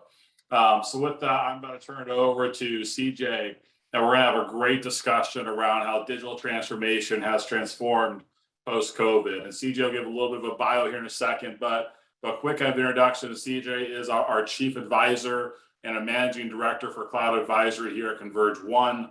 His background is formerly at a large global SI where he was a senior director leading digital transformation initiatives in the Fortune 50 and Fortune 100 space. So really excited for a great session. Again, we're going to go from CJ and we'll go right into Eric around building a cloud architecture you can bet your life on. We'll have a fun story around how true that is from his past working in healthcare. So with that, CJ, I'm going to turn it over to you. Thank you very much, Tim. And I'd have to agree, that was a great discussion with Guy. Lots of great insights that, frankly, I'll be discussing a little bit more in depth as well. So as Tim mentioned, I recently joined C1, but prior to that, my career kind of began about 22 years ago in the software world. I worked mainly as a software engineer, working through the life cycle. Then I touched upon pretty much the entire end-to-end, so including QA and configuration management, release management, the entire tool chain. Spent a number of years as a lead engineer and chief architect before running software and technology for startups, providing SaaS products before going into consulting. One thing that I did learn early on as a software provider was that my companies really needed to be lean and agile. You know, implementing a software-defined automated tool chain, lightening our physical footprint, and eventually migrating all of our infrastructure and services to the public cloud. So I was an early adopter with Amazon, actually, starting off with leveraging them for backups with Jungle Disk and S3. And then eventually migrating all of our back office systems to cloud or leveraging SaaS replacements through a bit of an application assessment that we performed in-house. And then finally, we moved all of our enterprise SaaS offerings for our global clients, leveraging AWS's global presence by around 2010. What this really allowed us to do was focus our business's core competencies, which was delivering, maintaining, and building quality software, rather than being in the data center and facilities management business. As Tim mentioned, after that, I spent 8 years at NTT Data as a senior director. I worked in digital consulting, helping run our advisory services and consulting practice, helping our clients navigate through their journey to the cloud to support their business imperatives and their goals of being lean and agile as well. Helping to enable various digital capabilities through strategies and roadmaps, platform adoptions to help them really transform. Because that's really what a transformation is, right? It's where you are and where you're trying to be, and all that in between, that's really the transformation. So that's really what we do, right? We build those bridges, we map those journeys between the as is to the to be. I started off my life in New England. I'm from New Hampshire, spent a lot of times in Boston, and found my way over to Denver a few years ago. And that last bit about the burritos is no joke. If you have any need for a recommendation for a burrito in San Francisco, Boston, or Denver, just let me know. So before I let my colleagues Eric and Sopat discuss resilient architectures, implementation strategies, secure deployments, let's kind of level set first on what digital transformations are, what they're for, and most importantly, who they're for. And also how COVID has kind of showed us some of that within the context. So first and foremost, you know, this is a pandemic that didn't affect our technologies or our servers or infrastructure. It affected how people used it, right? It was a collective experience that all of us grew from and all of us were impacted by. You know, a lot of what we noticed during this time for COVID was just the sheer increase of adoption of technology from people that otherwise would not have done it. You know, we spent a lot of time working with our parents or loved ones or older people suddenly navigating through Zoom conferences and FaceTime, and leveraging more digital services for contactless delivery through mobile applications. So, as part of that, that also changed the landscape in how we worked. We suddenly had more virtual happy hours with some of our friends and colleagues around the country. And let's not forget a lot of Netflix. We did a lot of streaming during this time. So one interesting aspect of what we got out of COVID as technologists was a real global opportunity for conducting one of the most wide-scale and unexpected stress tests in technology history. It really exposed a lot of the deficiencies in our capacity management, our scalability, keeping up with the volume or changing behavioral patterns, increased demand of services and connectivity. But ultimately, this was really about people, right? This was about human beings that were impacted during this time. It affected families and businesses and friendships. Social events were impacted, weddings, reunions may have been canceled or postponed. It really affected mental health and wellness. It affected behavior, it affected our movement, and in many cases restricted our movement in some of our communities. And with that, we really did see a disruption in the supply chain. I think everybody can remember the great toilet paper panic of 2020. Or if you were buying anything related to lumber or any manufacturing, delays in shipments, price increases have been pretty frustrating, especially with many of us that were stuck at home, and finding suddenly that we hated that sofa that we're suddenly spending a lot of time on, or, we needed a better home office experience, with kids and partners and pets, really competing for some of that space to allow us to focus. We always hear that COVID changed the landscape in ways that maybe we won't appreciate for some time. And in many geopolitical ways, that might be the case. But in others, especially for us here, working in technology, it really showed us and validated what we've been saying for quite a long time. We have to transform. We have to be agile. We have to be nimble. We have to be flexible. So how do we really begin with that? It is all around thinking agile, just like Guy was alluding to earlier. It's not the latest craze. This is not a new thing. It's not a new concept. And one thing to really note is agile is not a solution or a destination, right? It's a mindset. It's a cultural shift. It's philosophical. It's an incremental but continuous, shorter feedback loop, getting instant gratification or validation to know that a deployment or a release actually succeeded. A lot of us that work out or eat better, we know that this is not really a problem that you could solve with a waterfall approach, well, at least sustainably. When we go on crash diets or hit the gym to get beach ready or camera ready for an event, what do we always find? It's temporary. We might hit our immediate goals, but usually we end up reversing course and going back to old habits. You have to want to do better.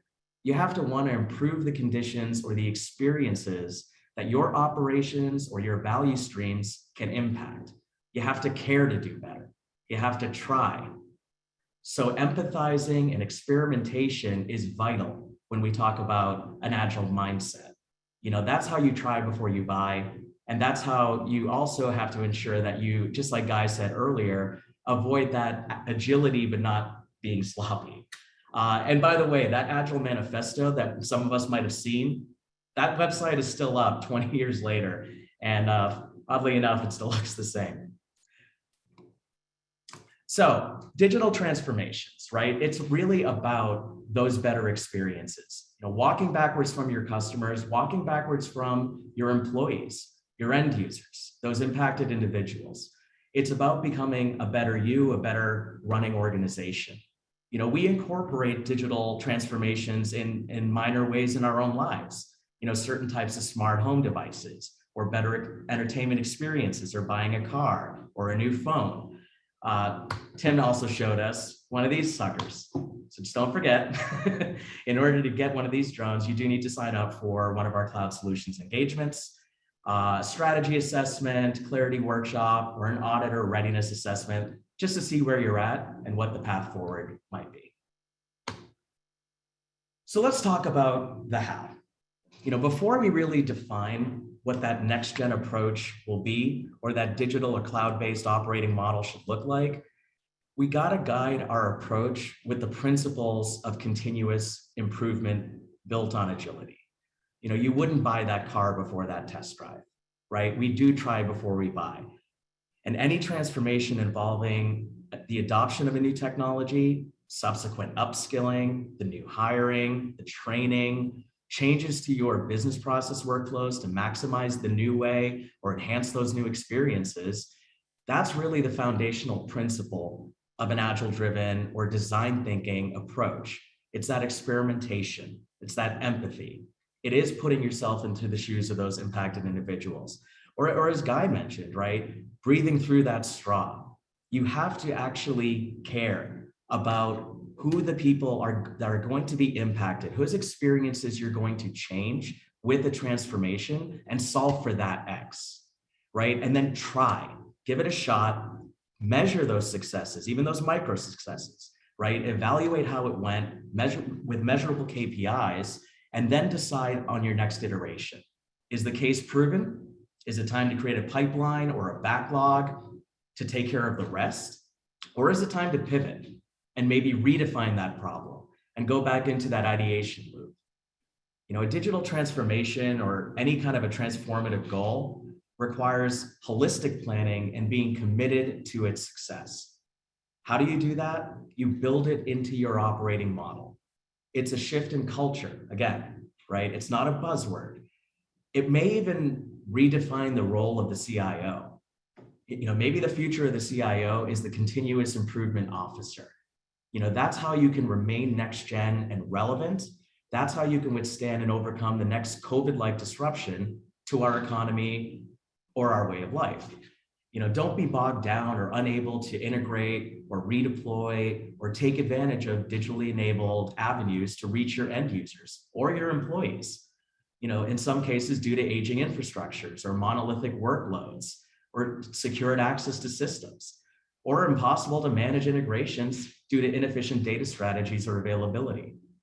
We can force ourselves to fully transform our business or our technology divisions every 5 to 7 years. That is what we see. Probably due to over-engineered workflows or process-driven bureaucracies that finally come to a head. Or we can continuously refine them and save ourselves a lot of those large undertakings of time and money over and over again. I like to say, don't treat a desired outcome of agility with a waterfall approach, right? Strive to do better always. Strive to move forward always, but don't be afraid to pivot or rethink a plan that isn't working out. It is that concept of fail fast and fail cheap. Focus on those outcomes. Focus on the business values that you can tie those outcomes to. And most importantly, I think, the improved experiences of those involved, and pay attention to that customer and employee expectation and their enhanced experiences. One thing we have learned in the last 18 months is the world doesn't stand still. And while others may take advantage of a disruption in the market and emerge and maybe capture some of that market share, customer expectations are always evolving. And if they're not being met, somebody will meet them. So talking a little bit more about those expectations or experiences, it's not just hippy dippy, it's not just doing the right thing and empathizing. It does actually tie directly to revenue. I read this article from Vala Afshar. He's the chief digital evangelist for Salesforce. And oddly enough, a former boss of mine about 20 years ago when I worked at Interisys Networks. What he discusses in this article is really around the experience equation. So big spoiler alert, the experience equation is not revolutionary in terms of being obvious. It's happy employees plus happy customers equals accelerated revenue growth. The study that he actually cites surveyed about more than 300 customer experience or employee experience leaders, basically roles like chief people officer, chief HR officer, or customer experience or success officer, or chief marketing or sales officers. What it really exposed is the fact that this design thinking concept or experience obsessed methodologies are critical to solving the problems of our customers, and most importantly, solving the problems for how we help you guys, right? It's about helping your employees help you help your customers. That's really what we're trying to take away here. It drives revenue growth and it also allows higher expectations or acceptance of change. It increases loyalty with not just your customers, but also with your employees. One of the most important things to think about in terms of any major transformation that you are undertaking is there's a lot of change involved. And sometimes that can bring on fear, uncertainty, or resistance, right? And employees who may be resistant. Try to convey the message, don't be. Change is good. Instead of looking at this transformation as a whole bunch of new stuff that I have to learn, looking at it as an opportunity to make my day-to-day experience better, and thereby making the day-to-day experience of those stakeholders that depend on what I do better. And that probably warrants learning something new. So change is good. Other things to think about, during this time period when it comes to transformations, people had a lot of time at home to really reflect and redefine some of their priorities. Some employees may have just outright refused to go back to the office full time. They may have found that they were more productive at home, or they may have appreciated the fact they were saving money on commutes or daycare, right? This actually has led to a widespread adoption of more dynamic workplaces. And that alone has been a critical driver in continuing to formalize digital strategies to transform and meet those new evolving requirements. And, we heard it earlier. It's not just workplaces, it's also the classroom. Remote learning is not just a thing that we do in college. Now we've seen it in high schools. We've seen it in elementary schools even. We see it at the hospital.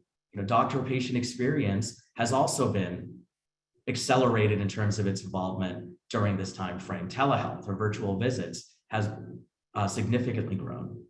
And honestly, even without COVID, it is the 2020s. We do have robots, we have commercial space travel. The world is changing, good and bad.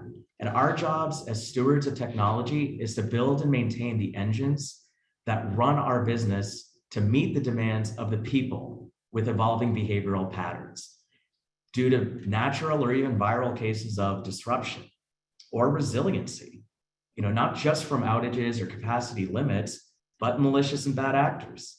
We saw another major upswing in cyber attacks and ransomware that forced a new strategy for IT and data resiliency and continuous data replication and protection. We've also seen continued training in recognizing phishing attacks or fielding those 1,000 calls that we get about extending our car's warranty. Cyber recovery has put a new focus on disaster recovery, either being due to an impact or seeing our friends in the industry being impacted by it. It exposed the fact that many organizations don't have a business continuity or disaster recovery plan that's up to date, or it hasn't been adequately tested. Do you have the capacity to fail over or restore functionality for mission critical systems? Or is it time to consider DR in the cloud? So people are really getting it, right? More than 50% of the companies that were studied here, they showed an increase in digital innovation and transformation investments. And a lot of that has been more of a focus on strategic initiatives over tactical ones. And if they were impacted, if they were disrupted, that was a 20% more likelihood of moving towards more of a digital transformation. People do get it. The market gets it. So as you could see, this is not an exhaustive list, but this is just a few of the elements that are important to consider when you're engaging in a transformation. These are not outcomes, these are principles, these are guiding principles. Anytime you do solve a problem or lessen a hurdle or an inconvenience, or you do improve the experiences with the use of technology, you are engaging in a form of a digital transformation. You're holistically using an operational or a value stream problem and improving its workflow by leveraging technology to do so. It's value driven, it's human centric, it's outcome based. And through the use of technology and cloud, it's there to streamline those workflows, to handle changing behavior, handling changes and evolutions that we see in technology to enhance those experiences. So really, it's about getting started, right? That's the key. Focus on understanding the problem statement, understanding how that problem is impacting drivers like money, revenue, or your risk profile, your quality of services, or your speed to market, as well as your employee and customer experiences. You could start with cloud adoption for hosting strategies, or connectivity, or implementing an automated tool chain going software defined, or implementing test automation, or introducing policy as code and DevSecOps as those guardrails to ensure secure releases and deployments. Or maybe you could start by solving the problem of integration and defining a data and integration strategy, because quite honestly, it is all about data. Data is why we have servers and storage. Data is why we have application interfaces to help us interface and interact and manipulate that data.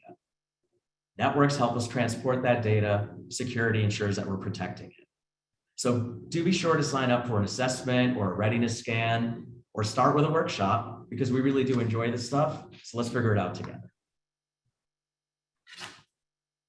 Thanks, CJ. Love it. A couple things on your last slide. Colleen Hall put in a link to the how to sign up. So if you're interested in a executive brief, one of those engagements, really easy to sign up. Again, a lot of these are at no cost to you. We fundamentally believe in investing in the partnership with you up front. We certainly do have paid engagements if you want to go deep and wide into a formal strategy and go through a full-blown advisory engagement. But we certainly have easy ways to take the next step. And we would certainly encourage, as you think about their CJ's conversation and Guy and Mark, as you think about digital transformation and you're sitting in the seat saying, hey, how do we take the first step? This is a great way. Let us come in and go through a session, and we'll walk you through exactly how other organizations are doing it. And we've done it ourselves and some of the first steps to take. I love CJ, he talked about like all this exists for data, right? When you coach customers today around data, are there any easy tips to think about in your data strategy around, hey, you have data, how do you leverage it, or how do you think about data and how that relates to business and digital transformation? Well, I mean, data is foundational, so any kind of a transformation that you are trying to convey or any kind of reach that you're trying to get with your customers, it's all around providing them access to that data and ensuring that you're taking advantage, monetizing even that data. As they say, data is an asset.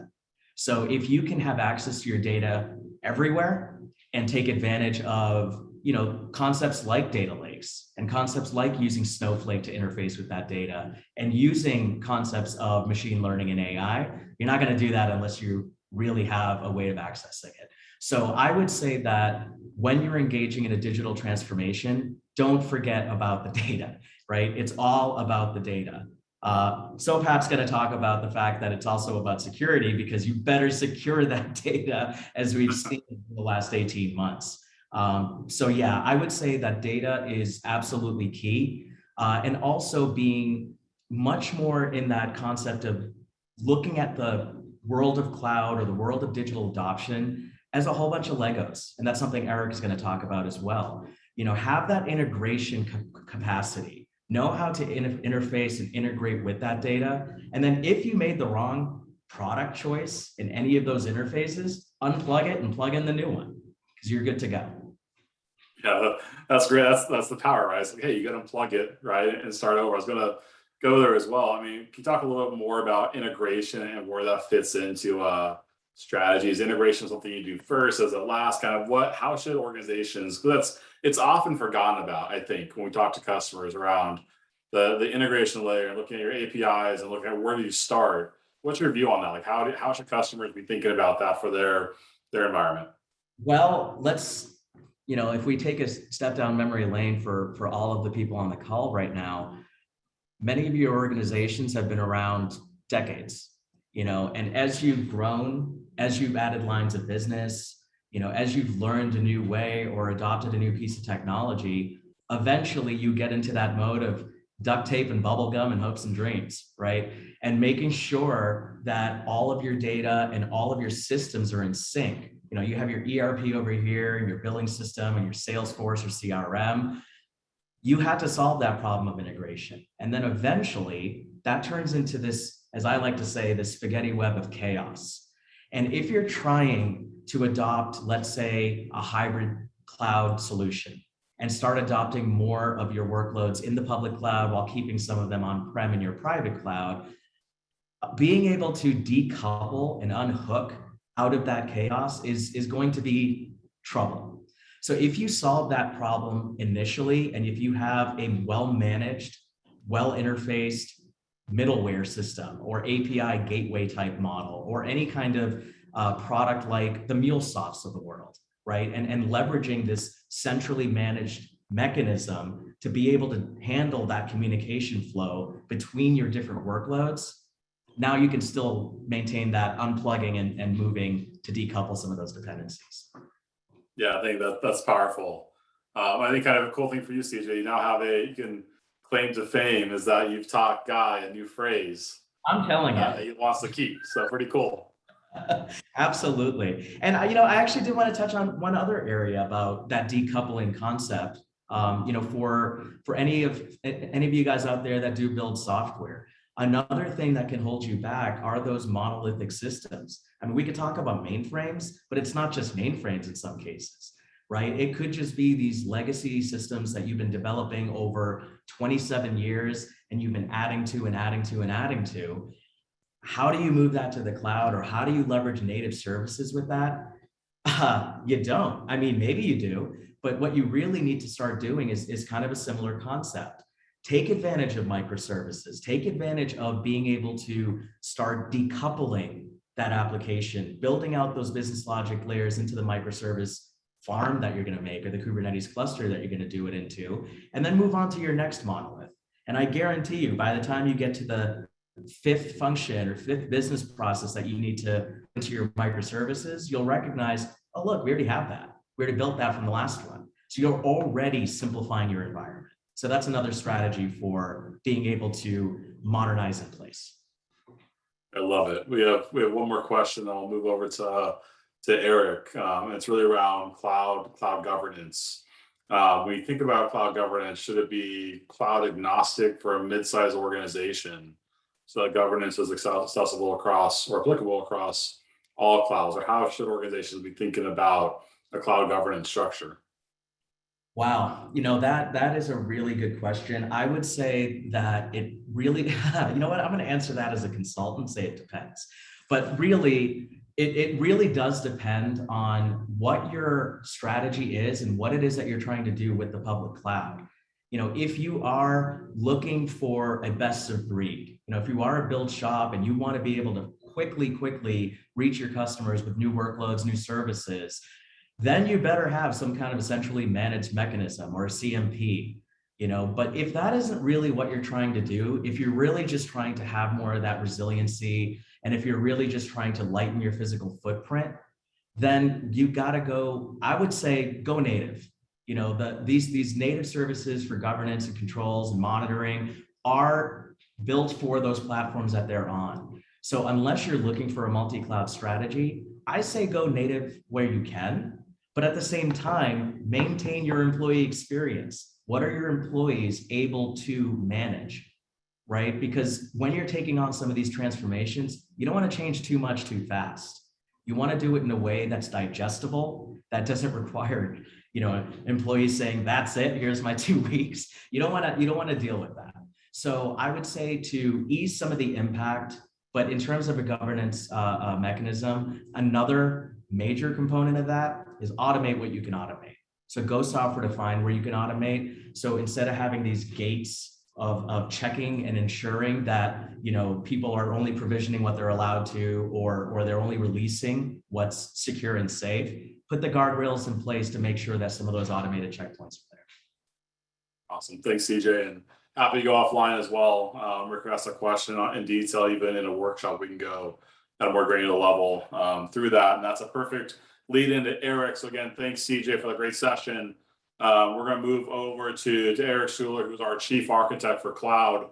Eric will give you a little bit of his background, but at a high level, Eric came to us from AWS, where he led US nonprofit healthcare on the engineering side for them. He has a lot of great experience working across a variety of Fortune 100s to big banks to healthcare. But we're going to talk a little bit about how do you establish a cloud architecture you can bet your life on, because very, very true to reality, that's what many customers did through a pandemic and through Eric's time at AWS, build systems, build reliable architectures where, whether it's cancer research, whether it's around providing telehealth services, lives to an extent are certainly at stake. And so Eric will talk about that now. Eric, I'll turn it over to you, and thanks for joining us. All right, can you all hear me okay? We can. All right, thank you, Tim. All right, so my name is Eric Schuler. I'm the Chief Technology Architect, and yeah, I'm going to talk about architecture you can bet your life on. So I'm always looking for a better tool or solution or security posture or software that solves problems we're all experiencing in our environments, in our industry in general. That hunger to always improve and find the better way led my career from being a customer to product development, to my own company, to advanced services, to a quality-focused network startup, to DevOps and virtualization, to the public cloud provider, and today to the ConvergeOne cloud practice, or as we like to call ourselves, C1. My hope is that today I can share some of the valuable experience I've gained over the last 26 years to help you solve your business problems. So whenever I ask my customers this question, what was cloud 10 years ago? I get some pretty interesting answers. There was a time when I myself thought cloud was just simply someone else's data center, but that's not what cloud is. See, it's not a place or location, it's a platform. And that platform enables your business to move beyond the infrastructure to build scalable, secure applications that solve your business problems in a fraction of time it would take to accomplish the same goals in a colo or private data center. Along with the pre-built software as a service and infrastructure as a service solutions, there are a plethora of tools available in the public cloud that can be thought of as Lego blocks, and they're commonly referred to it that way. Now, before and during the COVID pandemic, I was working with major healthcare systems in the United States to migrate their applications to public cloud. And the challenges and the solutions that I'm going to highlight today are a result of the good work we did to assist the clinicians and research teams during this unique time. So let's jump in the Wayback Machine and let's examine how we got to where we are today. I think it's very important to understand history in any aspect. And I did work on token ring switching and the glorious mouse, but I will spare you the details, and I'm going to skip ahead to 2002. So 2002 to 2012, most companies were deploying the core distribution access design in their data centers that you see in this diagram here. And the challenge with this design was, in order for it to safely secure, there were many layer 3 distribution layers built out in an effort to avoid layer 2 broadcast storms. Now, this design served us pretty well at the time, but it did not allow you to deploy any workload anywhere, and it was susceptible to outages due to broadcast storms from offending or faulty devices. We also had to build these overly complicated fiber designs to accommodate the topology, which could become pretty darn expensive in a large enterprise data center. Now, a personal story, I actually had a customer here in North Carolina where I live, where they took down a broadcast storm in a design like this, took down their whole network for almost half a day. And it was from a faulty server NIC that was on there. So if you ever experienced this, I'm sorry, but let's talk about how we fixed these and progressed from there. So during this time, we also saw wide adoption of VMware virtualization and virtualization in general. And there were a plethora of what we now call legacy storage options. VMware NSX and OpenStack began to gain traction with many large enterprise organizations as a way to virtualize the physical components in the data center that cause these limitations that we all struggle with. And also during this time, we saw tools like Chef, Puppet, and Ansible emerge to enable us to automate everything. So the on-prem technology was turning the corner, if you will, and it was getting very exciting. But that was in 2012, 2013, and still today, there are many organizations that have not adopted self-service portals, visibility tools, or embrace the DevOps models for their internal IT teams. So why haven't more people adopted these tools in their on-prem data centers? The truth is your team has to learn new skills, how to architect and operate these new tools in an efficient, secure manner. And many IT teams are still consumed with maintaining legacy technology that your business relies on. So you have to hire additional people or augment your staff to fill a knowledge gap for the on-prem automation tools. And typically, you also have to make a capital investment in the software and the systems to support these tools.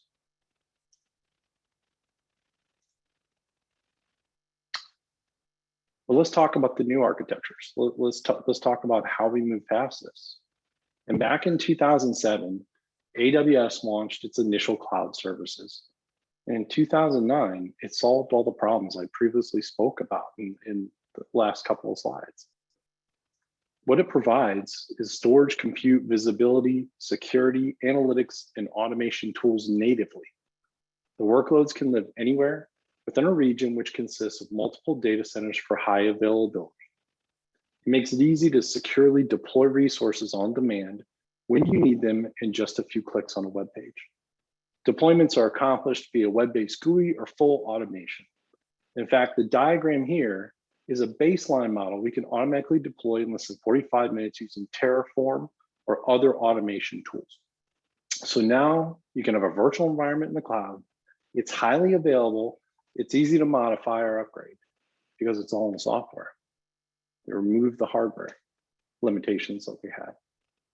So what the public cloud platforms do is make it easy to consume automation, service portals, virtual desktops, analytics tools, and much more, which in turn levels the playing field for the organizations that lack those skills today. And now you can spend less time thinking about how to do automation and analytics because the tools are already built in the cloud and it's easy to consume at your own pace.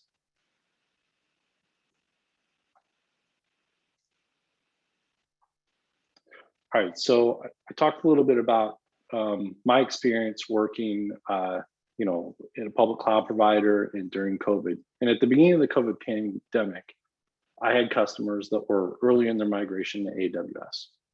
And one of the large healthcare systems that had some firewall hardware that could not handle all the VPN users concurrently that had been sent home due to the COVID restrictions. This literally happened overnight. They were just as shocked as we were when it happened. The lead time to upgrade the firewalls was several months, and they could not wait even one day. They were literally rotating people through because they would drop connections. It was a serious problem. And as their security team was operationally proficient with Palo Alto, I came up with a design to offload their VPN users into their AWS environment, which is what I'm illustrating in this diagram. And we did that using virtual Palo Alto EC2 instances.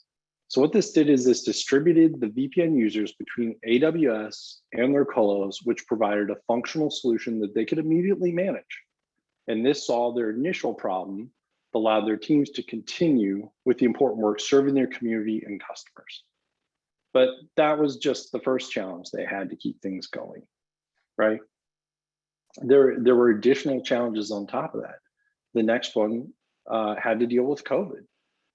And they looked at, well, we're getting overrun with these COVID calls.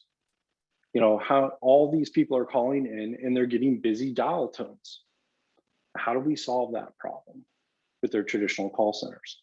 So what we did is we built COVID chatbots that healthcare customers could deploy on their website to assist them with determining if they needed to come in the clinic or go to the hospital. And to no surprise, the call volume went down drastically, but it was 80% in the first week, the hospital staff. The 80% in the first week, and the hospital staff was better able to serve their customers as a result. So I could give you tons of other examples of things that we ran into with COVID. But the point I'd like to emphasize is with public cloud, you now have the freedom to utilize these various tools in your virtual data center and plug them in to meet your business needs when you need them. While your competition is delayed in deploying services due to silicon shortage or waiting on a PO, you're solving your business problems today, not 4 to 6 months from now. So let's do a quick review and see if we met our customers' needs.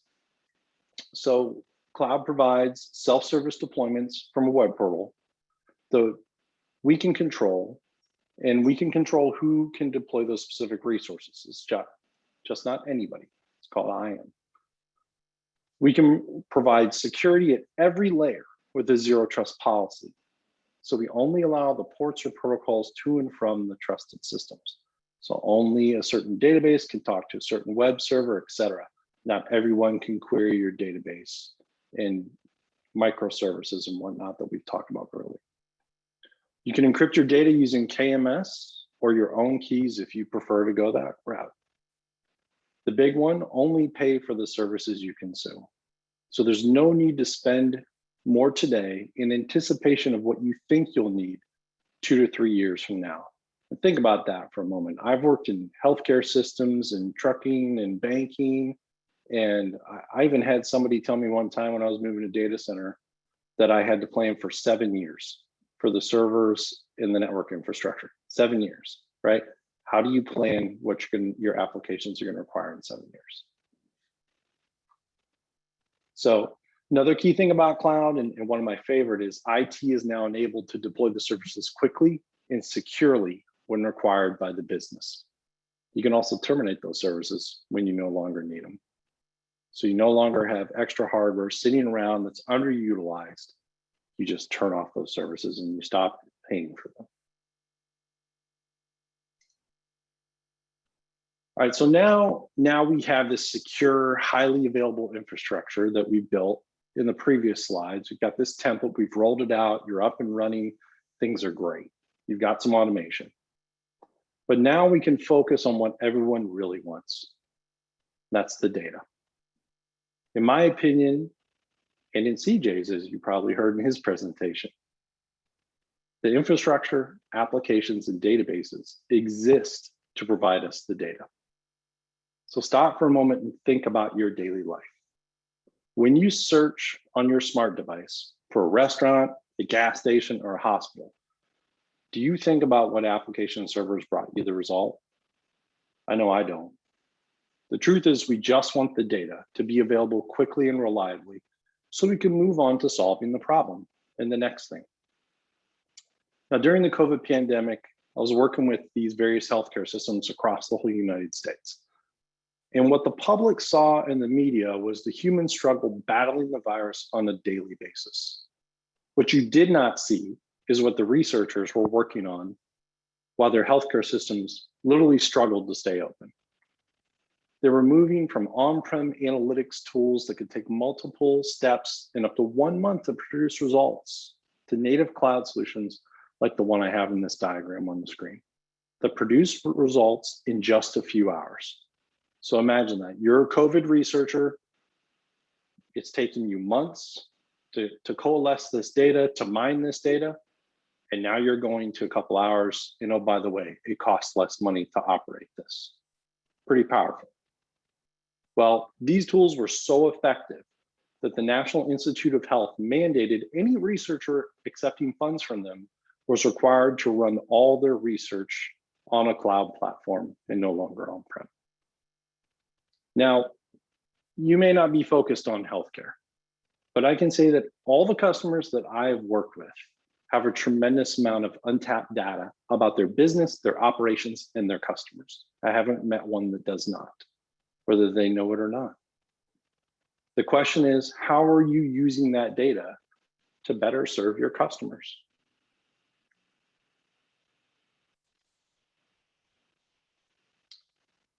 So this is a picture from my home.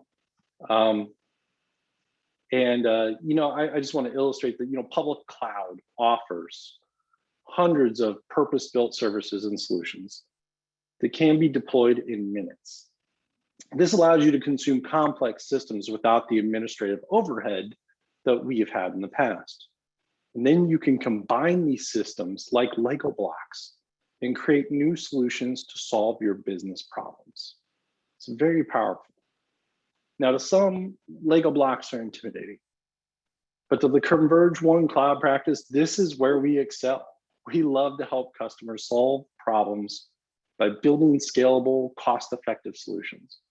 Maybe your company is focused on transportation, sea exploration, space travel, or building a new home for your data. We enjoy helping others solve these problems. So you should know that you have a trusted, innovative partner with the C1 cloud practice.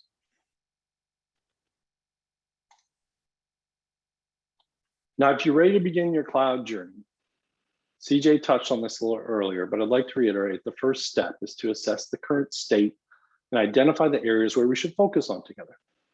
We utilize a mechanism called WAVES. This is our proven workshop, assessment, validation, enterprise architect, and solution as a service that provides a successful outcome. It's extremely effective. If you haven't been through one, I encourage you to engage with us on this. And if you'd like to begin a Cloud Waves engagement, please reach out to your account manager or one of us. We're happy to begin that. Oh, and that was the end of my presentation, but I do have one more thing. When Guy was talking about dongles, I looked down at my bag and I have this hyperdrive super dongle. It's got all these, and I counted, I have 8 dongles inside of this thing for my Mac Pro and my iPad. So this is an example of a problem. I think he touched on that. Our dongles have dongles. He's right. So when you're thinking about your business, think about these problems. Where are the dongles in your business that need to be solved? And that's what we'd love to do here. I really mean that. So that's all I've got. And I don't know if we're time here to turn it over to Sopat or if we're up for questions. Yeah, I got a few questions. I see lots of commentary on burritos. So I think CJ kicked that off on his session, and between that and dongles and champagne. But one of the things I think that's top of mind is there's this little thing called a chip shortage, right? And as organizations think about where do you put your infrastructure and where do you build, you see the pictures of 5,000 Ford Broncos sitting in a lot. My boss is actually one of his Broncos is sitting there waiting for him, but just missing a chip, right? And so as we think about that, maybe Eric, you talk a little about kind of that decision matrix on, hey, do you wait for a chip, or if you need to build fast, what are some of the ways to do that? Whether it's through a pandemic, to your previous example, hey, someone had to turn something on right away, right? Because they were literally turning away services versus what do you now do? Any thoughts on that, or how we're coaching clients and helping them through that? Yeah, and I'll give you an example from a previous customer I had. There's a EHR called Epic. If you've been to a major healthcare system, you probably consumed this tool, had your appointments through it. I had a customer. There's really tough requirements on Epic to be an Epic provider. And I had one customer locally here in North Carolina had to upgrade over 500 of their UCS servers in less than a year that they had just upgraded to stay Epic certified and that's their production environment. You look at a use case like that and do the math and you say, well, I can buy all those servers, but how much effort and how much time does it take me to deploy all those servers? And what am I going to do with the 500 that I haven't even written them off, the capital? And that's a perfect use case for cloud right there, because you can just change your instance size to meet those new requirements and literally destroy the old ones and stop paying for them. So the efficiency of that, the labor savings, the headaches, the change windows, all those types of things just go out the door. The most common one I'd say I see was I worked with a lot of NIH researchers in my previous role, and they had some pretty interesting requirements for the compute, and it would have to scale up rapidly and then shrink down when they didn't need it. And I've built Hadoop clusters in the past and things like that. It can get really expensive to build Hadoop clusters, even for a large university where a lot of people are using them. You're constantly upgrading those servers and the racks, and there's disruption and clones, and that costs a lot of money. Whereas if I've got a project where I've got funding, I can now spin it up. I can run the workloads I need. I can mine the data I need. I can pull it out, right? I can extract it after I've normalized and everything. And now I can turn it off and just keep it in storage. And I think that's probably one of the most common ones. I would say, why would you go buy 20 new servers, wait that period of time when you really need to run that data right now? When you're talking about COVID and you're talking about research for COVID, I don't know about everybody else in this call, but I want that data now. I want to help fix that problem now for everybody. So whatever I can do to enable those people to move faster and get their data faster, why wouldn't I? Yeah, the ability to be massively scalable is powerful, right? And then also the kind of paired with that is the pay as you grow and save as you slow, right? And having that ability. Kind of want to connect the dots between what CJ started off with and what led into yours around when you think about this idea of it was someone else's computer 11 years ago, and it was kind of a lift and a shift, but we talk about like lift and shift, it leads to drift. You coach customers a lot around like containerization and breaking down monoliths and how do you move more agile. Can you talk a little bit about when customers are thinking about their migration strategy, instead of just lifting and shifting, how do you consider and what's some thought process around whether it's refactoring, replatforming, rewriting, and modernizing your application stack? Right. And I have a background in software development too. So, I think a lot about the previous tools and previous architectures we used to use, where everything would be in a single virtual machine or instance. And I think microsegmentation, I think was spoken about earlier today, where breaking those apart and you no longer have those dependencies so that you can upgrade and patch separately and not break other things, and scaling out with load balancers and whatnot.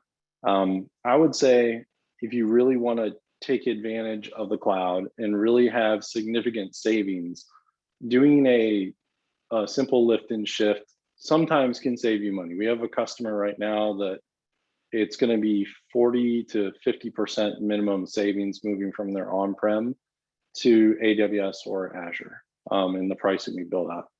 However, you really want to take advantage of that. You want to move your databases to a more modern platform, or you want to use native tools that don't require expensive licensing that maybe you're using today. And I think that's where I see the biggest impact. The other thing is a lot of these vendors. So I worked with a hospital in Florida in my last job, and there was a guy that left Disney Orlando and went to this place. He's a really intelligent guy. And the vendors were kind of twisting his arm and saying, we won't support your application in the cloud if you right size it. So applications they had required 16 cores, but really they were only using 2 cores. So it required, 16 gig of RAM, and they had 128 as their requirement. So you're wasting a lot. You don't want to waste that on prem. You definitely don't want to waste that in cloud either. And so I think it's time for us as the customers, us as the consumers of these applications, to stop letting these vendors call the shots. I think it's time for everybody, if you consume any of these applications, you need to do what this guy in Florida did and say, that's fine. If that's your requirement, I'm going to take my business elsewhere, right? Do that at a car dealership and watch how quickly they change their tune and their price. So you should see what a software vendor does that. When you make those comments. And that goes back to a comment that that CJ has said many times that I really appreciate, is if you've ever moved from one home to another, right? why would you pack up everything? Like, I'm looking at all the stuff in my office, all the books and everything I have here. I wouldn't pack all this up and move to a new house. There would be a super clean in this house. And we would get rid of all the stuff we don't need, and then we'd move. And then we would modernize, right? Maybe I'd buy new security cameras. You know, maybe I'd automate some other things in my house that I don't have in this one, right? And I think when you're moving from on-prem to cloud, you need to think that way. You need to think, how can I make it better? How can I do that continuous improvement? How can I save money and make operations easier and more efficient? Love that. I think cloud gives you the perfect opportunity to spring cleaning, right? And eliminate waste, eliminate what you don't need. But the things you want to take with you, you can still absolutely take with you, right? That goes with, I think a lot of organizations are surprised that, hey, how do I run how to run a firewall, how to run load balancing, how to run whatever it might be. Same way you ran it before. You can bring all that with you, but it's instantly available in software, right? It's like that's a certainly powerful concept, right? Is take what you need, leave what you don't right behind, and then modernize. And that's the, I think where customers ultimately fail in cloud. I'm publishing an article right now within Forbes is really around this idea that I just moved as it was. Like I took my whole house, to your point, I moved it to cloud, and then it didn't really work for us, right? Because that's what we pushed it up, ended up being more expensive. All of the cloud native features I wanted to leverage really weren't accessible because it wasn't built for that. But the customers that really end up in organizations that do well in cloud, that embrace it and thrive and start that transformation that we also desperately think about, that innovation within their business, they're the customers that really thought through, how do I make this now modernize and native for cloud, do that spring cleaning. And once you're set up, once you have your pipeline set up, you're leveraging, embracing DevOps, and Sophia will tell us here in a second about DevSecOps, right? And we have our applications that are modernized for cloud. It doesn't have to be a full rewrite, right? It can just be minimum viable refactoring. Those small tweaks now make so many services widely available. As Mark talked about previously, if you want to connect into an AI or ML service, literally for them, it was a day, right? A day, hey, let me connect to the service, let me test it, I'm going to fail fast, fail cheap, end up working out well. And now they had very rich AI services, right, built into their app, right? Same thing with transcription services. Cloud, to your point earlier, is just this bucket of Legos. And that's what we do at ConvergeOne. We're Lego builders. Like we do it at home and at night, right? And we do it all day in the office, right? But it's absolutely where we fit into the equation. And when you take that approach, right, it really is powerful. It's amazing what you can accomplish in a very short amount of time, and also with a pretty modest budget. I see there is one more question in the chat to cover, and it's around availability within ISPs. And I think the main point is how important is connectivity in cloud, and then also as a whole, should people be worried about if they have limited connectivity running cloud processes, and how do you kind of stratify a strategy around that? Any thoughts on that? That's a great one. And I see one more in the Q&A I want to get here too. So as far as ISPs and how that is, there's a lot of different options. You have your direct connects, you have your VPN connections. You could stand up your own VPN connection, like I showed in that drawing with the Palo Altos, if you like. That costs more than using the native, and you just got to weigh those costs and operation value that you have there. I would say most of my customers, as they would begin a migration, standing up their environment, they would start with 2 logical VPNs. So one to each availability zone within a region. And then as you start migrating more workloads, then you right size your direct connect. And then some customers go direct connect directly with whoever that cloud provider is. Some of them go with a hosted VIF, like through an Equinix is a really popular one if they're going to do multi-cloud. It costs a little bit more to do that, but it's able to burst. The example I gave of the healthcare system with the Palo Altos, they were actually bursting. They had 1 gig direct connects, but they were able to burst up to 10 gig, and then eventually they just changed what their CIR is. So as you're looking at, when we do an assessment, we look at all these things with you, and we look at the applications, we look at the throughput, we look at all the details of the workloads we're going to move, and we help you decide what is the proper size. The other question, I know we're at time, but I don't want to ignore this one. someone asked about the load balancers and where do they fit in the cloud. So there are native application and network load balancers that are out there. You can use F5 and other third-party load balancers, just like I showed the Palo Altos in there. Typically, it costs a little bit more because now you're hosting the third-party load balancer on EC2 instance. And then there was a question you asked about containers that I didn't answer thoroughly, Tim. And so I do want to address that one. We had a conversation just yesterday about this. And my feeling is, if you want real freedom to be able to deploy on-prem or in any cloud provider, you should look for that common denominator that meets your needs and is lowest cost. And I think containers is a great solution for that. I could argue also that serverless, because serverless is going to be a lot smaller lift. It's going to be a lot, or not smaller lift, it's going to be a lot less cost. But in a lot of these serverless solutions, it is particular to that cloud provider. So I kind of like containers because you can just move them from, wherever you want to go. Today you're in AWS, tomorrow you want to go to Azure, the next day you want to go to GCP, maybe you want to bring it back on-prem. Container gives you that ability. So that's my take on that. Love it. And then there's one question that we'll save for so far that dives perfectly into his session. It's around security policies and kind of tying to cloud. And we'll talk about this idea that good security kind of will slow you down, will protect your castle, and great security is going to help you move at the pace of business. So we'll talk about that here next. We're going to go through one more quick break. Make sure to come back at 3:45. This is a picture of my daughter there with the drone hovering overhead, and she loved it, right? Taking photos. She was dancing and twirling. But we're going to go into a great session here right after the break with Sofa on cloud security and DevSecOps. If you're sitting here wondering what the heck is DevSecOps and like trying to figure out DevOps and now what's the DevSecOps, we'll help you figure out what that is, help you with some best practices to realize it very simply. And then we'll end after that with Tyler Florence at his brand new restaurant doing a great session on steak and potatoes and a special Caesar salad you'll be able to follow along with. And those menus were sent on Monday prior to that, so you can follow along there as well too. Look forward to speak with you all soon. We'll be back here at 3:45.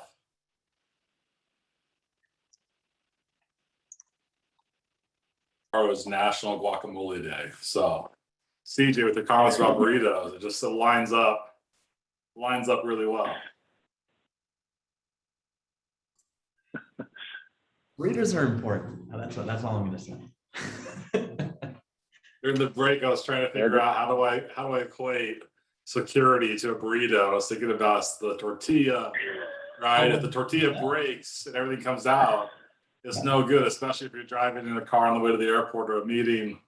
It's all trouble. So Sofa's going to tell us how do we keep all the ingredients inside the burrito. Just as a reminder, I promise no more analogies. But we're going to have Tyler Florence on in just 30 minutes. We're going to go through a great session with him. Again, phenomenal celebrity chef, and I'll do an intro in more detail when he comes on. But we're going to talk now around cloud security, DevSecOps, to help demystify something that I think for many of us, we're like, hey, what the heck is this, right? What is DevSecOps? What does that mean? How does good security kind of slow me down, great security speed me up? And how do we think about security in the cloud landscape as a whole? Because it is different, right? So Sofa's a leading expert in that space for us. And I'll turn it over to you, Sofa, to go through that. But one more item would be keep the questions coming in the Q&A. Keep signing up as well if you're interested in engagement on cloud security. You're doing an executive briefing or a workshop. The link is in the chat. We can resend that as well. I already saw a couple dozen of you have already submitted requests, so feel free to keep those coming. And again, we'll look for those questions and try to answer them in the chat as well. So with that, Sofa, I'll turn it over to you. Appreciate you, Tim. Thank you. I feel like you were close, right? So the tortilla could be the wrapper, kind of holding everything together, right? The glue, so to speak.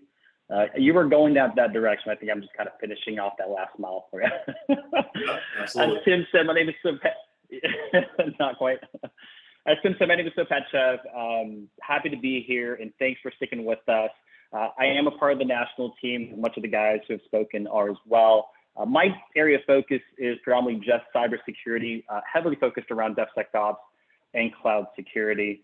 I do a lot of content online. Definitely connect with me. I'd love to hear from you. There's been a lot of feedback from the audience around our cloud services, and they've been tremendous. So, definitely keep them coming. If there's anything at all that we're missing on, please reach out to us and let us know. Today's agenda is pretty straightforward and pretty simple. Sounds like this is kind of what's stopping everybody else from Stake, but I promise you this will not be the hurdle between you and Stake. And so the idea here is, how do we make security no longer a hurdle? So we'll talk about some of the things like misconceptions when it comes to cloud security, the where and the why are we missing security. I think there are definitely gaps that are easily missed. And so there are definitely tricks of the trades that we see customers do often in order to identify those areas of gaps. We'll touch on that. And then third, why is everybody talking about DevSecOps? We hear it. We've seen pictures of these diagrams that represent this theme behind DevSecOps. And what does it actually mean? So we'll kind of talk a little bit about that. With that being said, misconceptions and why, right off the gate, there's really 4 key misconceptions that we often find when we are consulting with our customer base. First one being that cloud isn't secure. Now, this idea typically comes from a space of kind of rushing the migration. And when that happens, there are a lot of things that are oftentimes overlooked. Understanding the security landscape and the gaps that reside on-prem, and then how to provision those gaps or quickly remediate them when you are moving to a cloud platform. Those things do come up. And so it's imperative to have a strategy. You oftentimes hear cloud-first strategy. Those are meant to create programs for you to kind of get you started on that journey. Number 2, security is the provider's responsibility. Though we would all love to be able to kind of point the finger, it is a shared responsibility. What that basically means, and we'll touch on this on a later slide, is that the provider, in this case, GCP, AWS, Azure, are going to provide you with a set of criteria that they are going to be responsible for. You are also responsible for your own set of criteria, and every provider is going to be just slightly different. So it's really important to make sure that you understand those differentiations, because, like I said, with those separations of duties, oftentimes customers will get into a place of making assumptions in that the provider will then own that piece of attribute. And so we'll talk on some of those here on a later slide, but definitely something that comes up quite a bit. One of my favorites is we don't have staff to support moving to the cloud. We find that this is a little bit debatable. In the teams that we talk to, security, network architects, et cetera, on our client side, there very much is a willingness and a want, which I think are 2 key attributes. So the willingness and want to actually take on additional skill sets, and cloud for them is definitely one of those. Majority boils down to that it is a career enablement path. And so for them, it's a great way to add more value for themselves when it comes to credibility and again, career enablement. And so I think as organizations, as we think about what do we do to keep our employees and retain them longer, these are things that I think are very, very relevant from that perspective. And then lastly, security can't keep up with the changes. The theme behind this quote unquote misconception kind of bleeds into DevSecOps, which we'll touch on. And really the idea here, and I think the key takeaway is pace. Security in a normal sense, or let's say by traditional standards, the pace itself doesn't typically match the speed of what we see coming from a DevOps shop, where a lot of things are automated. Now, mind you, security functions are very automated by itself in terms of capability. Implementing them alongside software development, alongside DevOps as a methodology as you move to the cloud, those things, there's still gaps within that process. And so we'll touch on that, but that's kind of what that's hitting on. All right, with that being said, the question here is, let's take a look at a quick example, right? Best case or best way to look at this. So here's one that is very common. You might be experiencing this yourself. Moving from G Suite to O365, you might be asking, where's the security in this? It's security, but in a sense of risk. So it's a different approach to look or to think about this process. And so if you kind of stick with the theme for a second, moving from G Suite to O365, there are going to be inherent things that are going to be missed. Doesn't necessarily easily migrate over. And a lot of times it stems from the end user's attributes, things like calendar attachments, sometimes appointments, reminders, colored labels are notorious for that. So the key here is to understand there are sets of responsibilities. And as a as an organization, you can kind of think of yourself as the provider, which is right there in the middle. This is security of the cloud. So we hear this concept of security of the cloud and in the cloud. Of the cloud is to say that you're responsible for the infrastructure itself. In this case, the process of moving from G Suite to O365. And then security in the cloud is really about the end users, right? So they have a set of responsibilities to ensure that the things that they need follow with them. And so just imagine a Monday morning, an end user goes to take a conference call, come to find that the attachment that they were supposed to reference isn't there. That's a sense of risk that you have to take on. Are you okay with alleviating that by putting that on the end user? So again, a complete definition of security, but hopefully this opens your eyes into, how to look at it a little bit differently, if that makes sense. All right, so what else is security of and in the cloud? And we touched on this a little earlier. So here is an example of a responsibility matrix. Now, what you oftentimes get when you're talking to a provider, and you may have seen this before already, is something that looks like this, where it separates out the responsibility of the end user, in this case, the customer, in the top half, that's in the cloud, and the responsibility of the provider, which is in the bottom half of the cloud. A good example is we oftentimes find that cryptography is one of those things that is oftentimes missed. And so the assumption that is made is that the provider is going to implement some form of cryptography, where at the end of the day, the infrastructure might be there, but it's really up to the customer to implement, for example, KMIPs to manage their own session keys, et cetera. So that is something that you have to think about. And it really comes from a place of making sure that you understand the distinction between what you're responsible for and what the provider is going to provide to you in terms of their responsibility. So why cloud in the first place? I think CJ and Eric really hit home on numerous points that by far, I think to this point, those are kind of the nutshell, some of the major attributes that kind of create the driving force behind why customers would move to the cloud. Now, for us in security, we see security as an enabler, especially for us as consultants. And the first three here is kind of what I feel are the most important when we're thinking about enabling the idea of cloud functions to our customers, but with security in mind. And so the first thing is creating more value for their end users.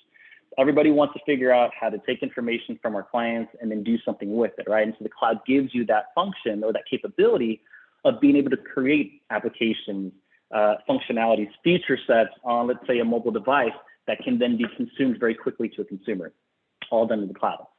Retaining our clients longer. We're always trying to figure out a way to somehow create services that our customers feed off of what they want. And so the cloud enables us, again, the idea of speed, being able to go to market very quickly. And third, improving quickly from clients' feedback. Notice there's a theme here, right? The idea here is to really think about the end user and essentially what it is that they want. And for every organization, this is their competitive advantage to be able to create those set of services and feature sets that really address what the market is asking for. So you might be asking yourself, okay, well, how does this happen? We've heard a little bit of this already as a precursor from the two presenters before, DevOps. So as DevOps is a methodology, as you've already heard, it's a way to quickly utilize various processes, procedures, along with tools in an automated fashion to take idea of inception into coding and then releasing it into production so that an end user can get it quickly and consume that. That's really the idea behind this. What we have to be careful about is where does security fit into the picture, right? So moving fast is a function of being competitive in the market, but it doesn't come without inherent risk. And we'll take a look at an example here. So Capital One is probably a fantastic example of an organization who has clearly adopted DevOps. And this DevOps adoption has allowed them to be able to provision services, products and services fairly quickly to their end users. Again, mobile applications, being able to bank on your phone, and end users ask for a very specific functionality that didn't exist before. That capability, that offering is enabled through their use of cloud adoption, being able to create workloads that's provision and that new service that they're able to throw into the market fairly quick. Now, with that being said, it doesn't come without its inherent risk, as I said earlier. So in this example, and we probably have already read about this already, so again, just kind of refreshing on some past history here. Capital One was fined $80 million in 2019 for a hack that exposed over 100 million credit card applications. And OCC goes on to state that the fine was due to the bank's failure to establish an effective risk assessment process before it moved the majority of its computer data to a cloud storage. And so the idea here is, you know, yes, moving fast is important in order to be competitive. I think the biggest hurdle here is that security has always kind of been a bit of a roadblock because we're relying on archaic methods in terms of security assessing or identifying the security landscape. And the way that we're doing things now, security is very much automated. We'll touch on that here in the next slide. But this is where DevSecOps absolutely comes to play. So DevSecOps is absolutely your answer, and we'll kind of touch a little bit about what it is. If you go to Google and you type DevSecOps and you click on images, you will see a number of depictions that are going to look just like this, right? So, and some have probably already done this. So some of what you're seeing right now, I would assume there's some familiarity or some exposure to. Now, everyone's going to tell a different story, but they're ultimately telling the same theme behind DevSecOps. And what they're ultimately trying to tell you is through these depictions, it's really about introducing security principles early on in software development. And that's what the market's going to tell you in terms of this strategy. So it's about implementing security principles early in software developing, integrating security scans throughout the build process. So static analysis, dynamic analysis, runtime security as you get closer to deploying your workload into production. All of those things are super important. And that kind of bleeds into this concept that you probably have already heard about, which is shift left, right? So the idea here is we're trying to shift closer and closer to the end users that are creating these applications. And why is this important to know? We all understand that vulnerability assessing is important because it tells us the given landscape or the threat exposure on the surface of our applications. Wouldn't it be great to understand that exposure prior to releasing it into production? And so the idea of DevSecOps is creating that level of visibility, and then allows you more data to do something. Once you're able to tackle those vulnerabilities and remediate them super early on, the cost factor is greatly reduced as opposed to having to introduce remediation as you bleed into the production environment. And so 6 key factors here for implementing DevSecOps, and we'll go right into this. Number 1, security analysis and assessment. You can't get away from this, right? If you want to know where you are insecure, you need to do assessments and analysis to understand that landscape so those principles don't change. When it comes to DevOps, they're just different tools and different services that you want to take a look at. Number 2, automated testing is super important. A perfect example would be something like if you're an organization and you release 4 or 5 times a month, that could be major revisions, minor releases. Imagine traditional methods of doing pen testing 4 or 5 times a month.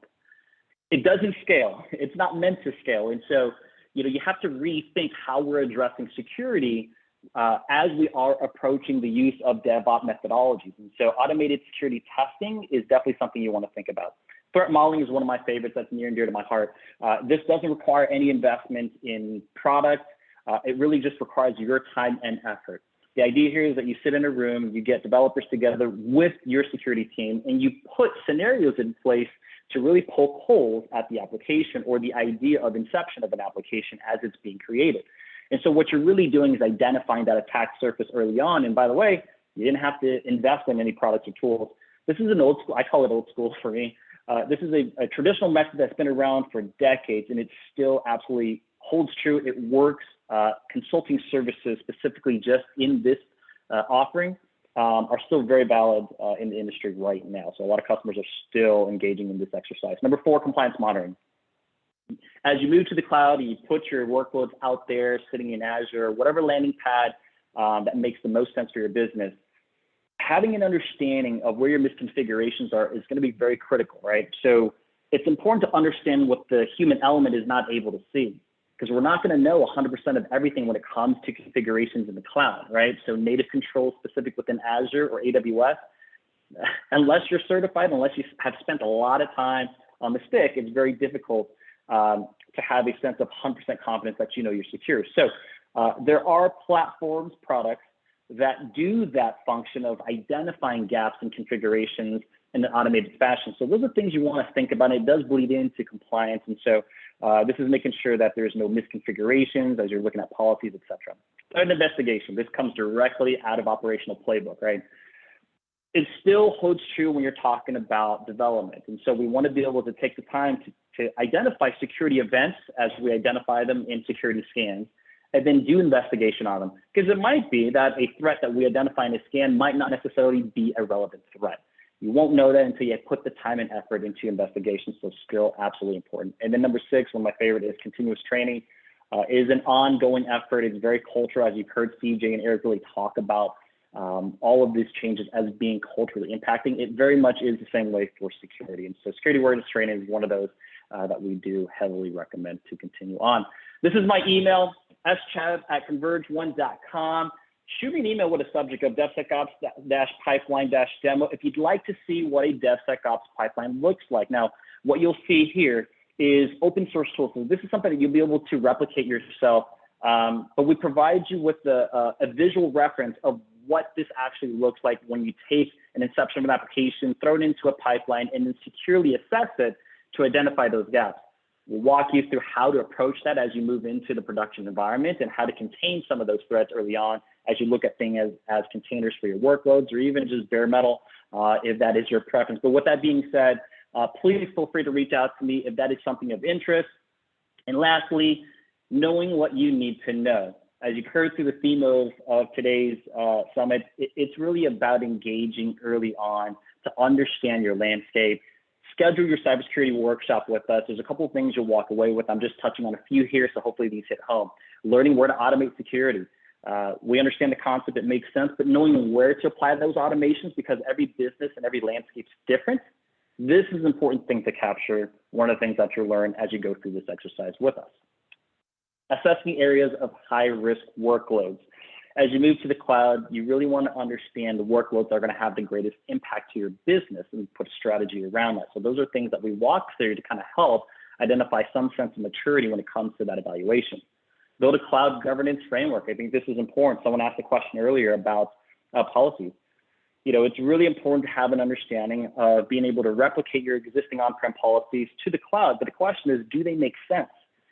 A lot of the answer to that question falls in the footprint of, do the native controls that you use on-prem also exist in the cloud stack? It might be an API hook into an on-prem device that you already have, or a service that you're already using today. It might be just a native control that sits within Azure. So there's a little bit of a ramp up to make sure that you can have an understanding of both when it comes to looking for the proper controls and then looking for security events related to those. So those are things that will be takeaways coming from the workshop. One of my favorites, low risk areas for POC. If you're trying to figure out how to get your foot wet with getting to the cloud, what better way than to pick low hanging fruits that aren't going to be as risk impacting to the business. So these are things that will help you evaluate. And these are areas that I think are going to be key because it gets you some exposure. And lastly, seeing a path forward to adopting cloud security. CJ, big shout out to you for that. This is one of my favorites. Having a roadmap understanding and view into what you need to do next to begin this cloud journey securely is really important. And so a cybersecurity waves workshop is absolutely going to get you there.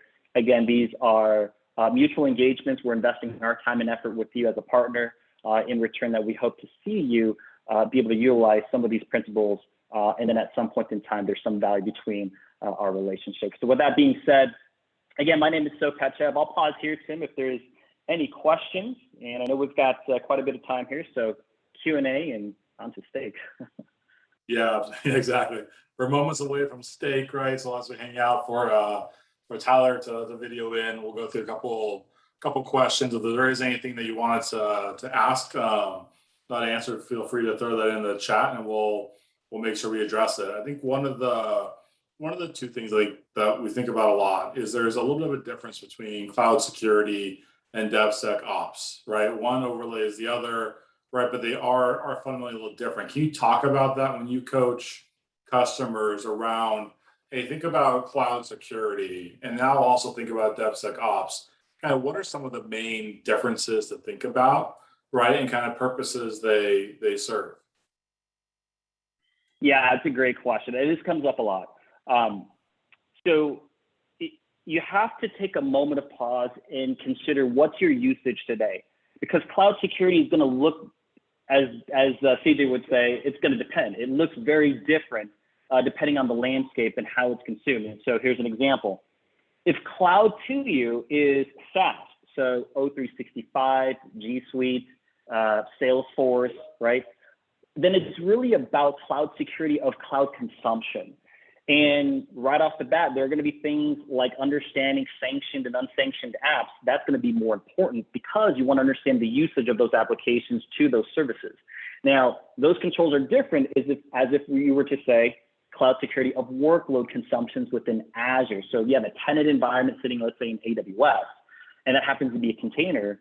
You know, your concern is that someone's not going to come in and pop a Linux kernel and get controlled below Etsy, which is something that is a huge no-no. And so you have to start thinking about runtime security, and this is where solutions like Twist, Lock, and Akka definitely come into play. It's a different approach because it's not the traditional endpoint physical host or some virtual hypervisor host endpoint solution, and so it's a different way to look at it. Now, as this relates to DevOps, this is all non-production now, right? So what we just talked about is all production usage. What DevSecOps, we're talking about addressing some of these risks way before they're even consumed into production. So some of the tools that you want to start thinking about are things like, can I static scan source code to identify flaws within the code itself, input, output errors, embedded secret credentials, which is a very common thing for a lot of developed admins. And I see smiles there on the screen. So that, so those are things that, unfortunately, addressing them early is super critical. So static scans, dynamic scans are going to be important. Dynamic specifically because you need to understand the behavior of the workload as it functions, because you have multiple object groups that are going to have to be called upon to create a very specific workload. And so understanding those dependencies and understanding the gaps and the risk between them, it's a different approach to security. And so again, it just depends, but hopefully that answers your question, Tim. Yeah, absolutely does. I see another question that came in around the time it takes to analyze vulnerabilities. It's necessary, important, but it takes a lot of time to do that research. Are there any shortcuts for teams that are usually short on resources? And so when we think about vulnerability management, any best practices, I guess, for doing that more quickly and getting it from kind of start of scan to full analysis maybe faster? Yeah, so a great solution to that question is, focus on what has worked. If the wheel isn't broken, don't try to fix it, right? But there are definitely things that we can improve on, right? Better rolling speed, less rolling resistance, all those things, right? So what does that look like in security? Security operations is all about having visibility into security events. And the key with that visibility is then to choose, and the key word is to choose to do something with it. Oftentimes what we see is that visibility of these events are absolutely there. They're just in a repository because we understand through various frameworks like NIST and CAS that logging is a control that needs to be checked off. And so therefore we do that by acquiring things like log management solutions. Now, in this example, it's imperative that as you have the log management solutions, you also need to make sure that you have eyes on glass monitoring. So you're doing something with that information. Otherwise, what's the point in even documenting or logging that data to begin with? And so, here's the risk. The risk is, do you have the time and effort to invest, to put resources with time on glass? If you don't, this is absolutely where services like operational services like managed security services kind of comes into play. If full-on contracts is not appealing to you and you like to have the hands-on ownership, staffing is a great way to go about that as well. So you have an individual that's kind of pretty much dormant on site, kind of plays your resource under your P&L, if you will, payroll, I should say. And with that, you're able to then pull data or pull information as that's being captured from that end user. But again, it's all about alleviating that risk. Do you want to take on that risk of monitoring and analysis? If the answer is yes, that probably means that you've got enough resources to do that around the clock. If the answer is no, that's what the market is for. That's where we're here to help. Awesome. I love it. Well, hey, let's do a quick wrap. We're waiting for Tyler just to log on. He was on with Colleen a moment ago, just getting set up. So it's waiting to funnel into the Zoom. And so maybe if you can close out on your screen share. We'll do a quick wrap up on just the summit. First off, thank you all sincerely for the time and spending 4 hours with us. We know it's not easy. We're all busy, right? With probably 20 Zoom calls a day. So we greatly appreciate it. Hopefully it was valuable to all of you. As a reminder, right, we have numerous ways to engage, whether it's a cloud security executive briefing, cloud executive briefing, readiness engagement, hyperscaler selection strategy, lots of ways to jump in. And of course, right, I'd love to give away hundreds of these. So these are fun. Dara loves it. So feel free, make sure to look in the chat. That sign up window's still there. Feel free to sign up at any time. We'll make sure we engage. And then I'll ask my fellow panelists here to make sure we ask Tyler some good questions when he comes on and make some steak. One of the reminders going to have is you should have the menu in your email inbox. So either you can cook along or watch along and cook later. We're going to be seeing seared ribeye steak with potato puree and Caesar salad. And then also as a reminder, every one of you who attended will receive the Omaha steak package if you so wish. Look for an email from Colleen to come right after this or after the event, shortly after the event.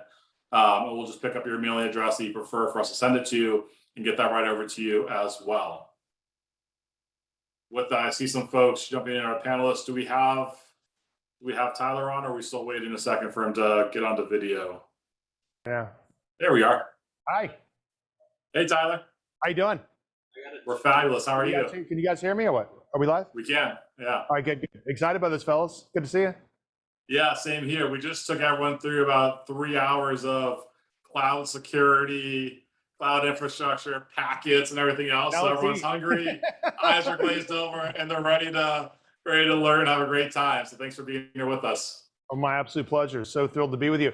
And you guys are actually getting a sneak preview of our new restaurant here in San Francisco called Miller and Lux. We're here at the Chase Center, home of the Golden State Warriors, and we're opening in about 2 weeks. So we're going to be live, and you guys are going to get a sneak preview. Love it. Congrats on the new restaurant as well. Thank you.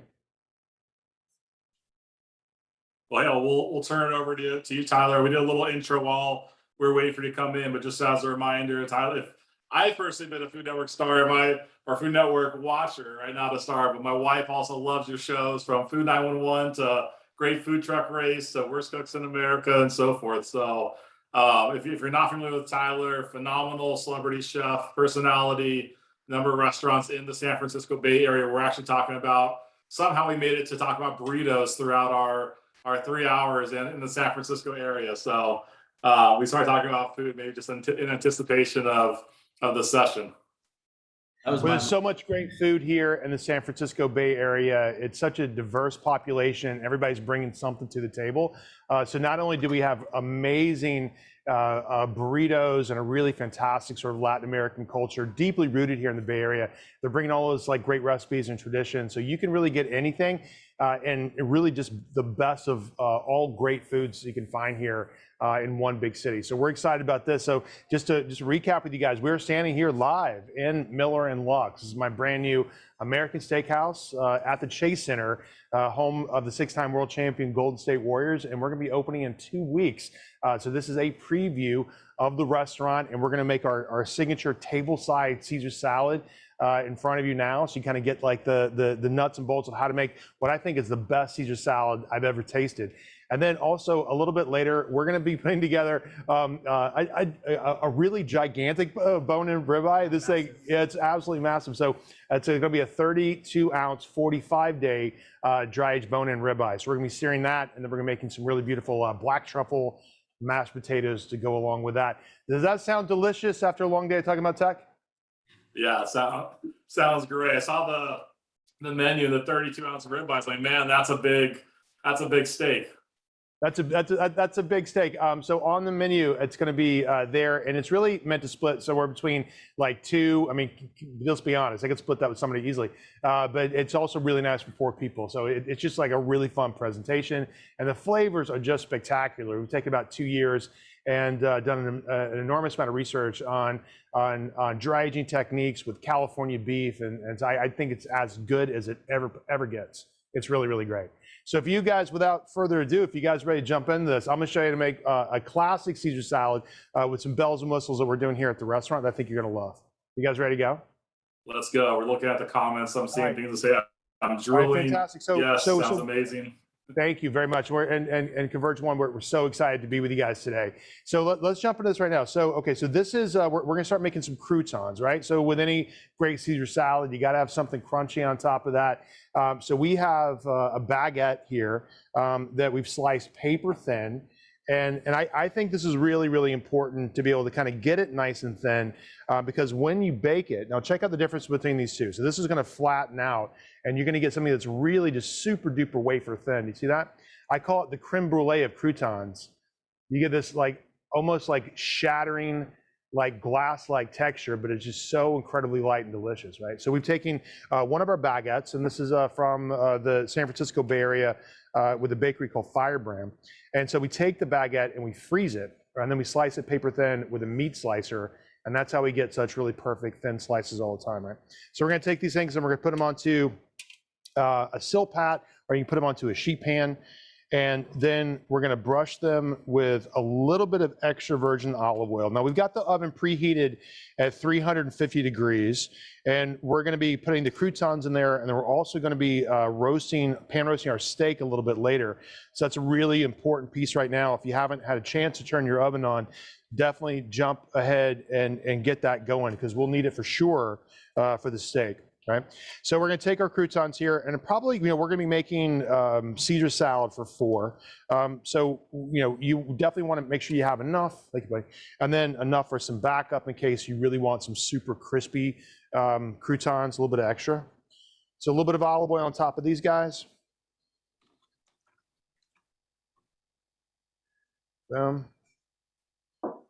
Yeah, I can't wait to have you guys. We're gonna be opening up in 2 weeks. We right now in the bar of the restaurant, we have 25 wait staff.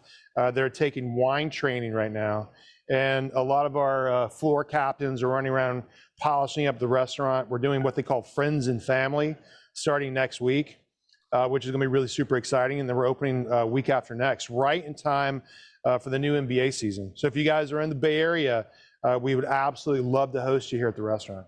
And if you take a look at the decor of the place, it's all booths. So every table is a power table, and every table is the absolute right table. So we'd love to have you guys. All right, cool. So we got, thank you. So we got croutons, we got a little bit of salt, right? And I've got this on a silpat.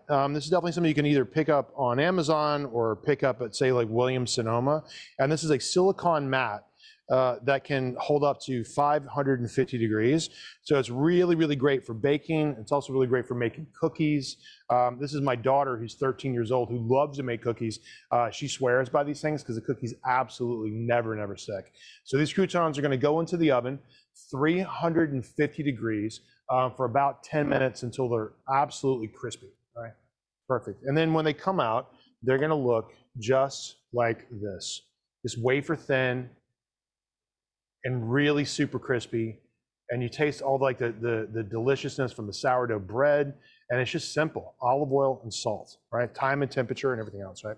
So thank you, Matt. Matt just brought these on. So check out these guys; these are really cool. So we're working in partnership with a new farm up in Sonoma called Sonoma Hills Farms, and it's headed up by a farmer named Aaron Kiefer, who used to run the farm at the French Laundry with Thomas Keller up in Napa, and we're his first restaurant with his next new project. So these are heads of lettuce. I think the absolute best romaine I've ever tasted in my entire life. And these just came out of the ground up in Petaluma, California this morning. So every time the cart rolls out to the table here at Mill & Lux, you're gonna get a live head of Caesar salad kind of cut right in front of you. And the lettuce is just so incredibly delicious. I've never tasted, it's like insane. It's like you've never tasted romaine lettuce before. It's just so, it's like it's got this like beautiful citrus aroma to it. It's really juicy. The flavors are great. Okay, great. So croutons are in the oven. We talked about a romaine. We're gonna be cutting this live in a couple of seconds. Now let's talk about the dressing itself. Now, I think knowing how to make a really good Caesar salad for a dinner party is a magic trick. It's one of those things like making fresh whipped cream. People just, it's relatively simple to make, but people are blown away that he went to the effort to make something like this. And the flavor, once you get in we're gonna nerd out on some of these ingredients, you're gonna love it. And this will be the thing that you make for dinner parties all the time because it's such a crusher. Like people just love watching this come together. So inside the bowl are gonna be the base for any really, really good Caesar salad. So we've got some fresh crushed garlic, and this is from Gilroy, California. And then we also have some anchovy paste. Now this anchovy paste, when we were starting putting together, you can see everything, right? So this is gonna be the garlic here, right? Right, and then the anchovy paste. And the anchovy is, we tasted 7 different brands of anchovy until we got the absolute right one that we love. And these are from Spain. It has a real nice meaty flavor to it, great salinity, nice ocean aroma to it, really good umami. The flavor is great. And then also we're gonna have a little bit of a gray Brittany sea salt also in the bottom. So these are the 3 ingredients, almost the trifecta of the base of any really, really good Caesar salad. So we're gonna first kind of give us a little mashup, and we're gonna add some olive oil to this just to kind of get the aroma rolling. And then we're gonna season the bowl. So when we start to toss this together, we're gonna get all that flavor coating, that really delicious, super fresh lettuce, okay?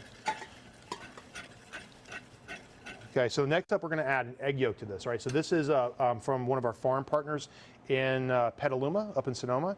So we're gonna add a fresh organic egg yolk to that. And then also some more classic Caesar salad flavors. We've got a little bit of Dijon mustard, okay? And that's gonna give it just a real nice sharp balance. Thank you, brother. Boom. And then also some Worcestershire sauce. That's gonna go in. And then we're gonna brighten the whole thing up with a good squeeze of Meyer lemon. Some really good lemon juice on top of that. Isn't that fun? I got to give it up to our production team. This is the first time we're actually shooting here in the restaurant, and I think the shots look awesome. So kudos to everybody, man. There's about 4 people that are behind the scenes right now putting this together. I think it's great. I love when the plan comes together, fellas. Nice job. Okay, so here's the base, right? All right, so now what we're gonna make is what's called an emulsion, right? So mayonnaise is an emulsion, a hollandaise sauce is an emulsion, and that's where they use fat for egg yolks and then incorporate some kind of fat or oil, right? If it's hollandaise sauce, it's gonna be butter. If it's a mayonnaise, it's gonna be, either canola oil or some light oil. If you're making traditional French aioli, it's gonna be extra virgin olive oil. And also with a Caesar salad, we're going to be using extra virgin olive oil for this, but we're going to be making an emulsion, very, very similar to a classic creamy vinaigrette, okay? Because we've got all that great flavor going on, man. We got the anchovy, we got the garlic, the lemon, the Worcestershire sauce, the Dijon mustard. All right, so we're going to spin this, and you'll see the yolk will start to absorb all of the oil, and then it'll go from shiny to a matte finish. And when you hit that matte finish, you've kind of hit the zenith of texture. But look how this much is starting to expand. Like, no joke, this was just an egg yolk and a little bit of lemon juice. But look how much volume we're starting to get out of this now. See this? Isn't that wild? So this is going to get nice and thick. And then as soon as it starts to lose its shine, and we're almost there. See that, right? It's gonna get really nice and creamy.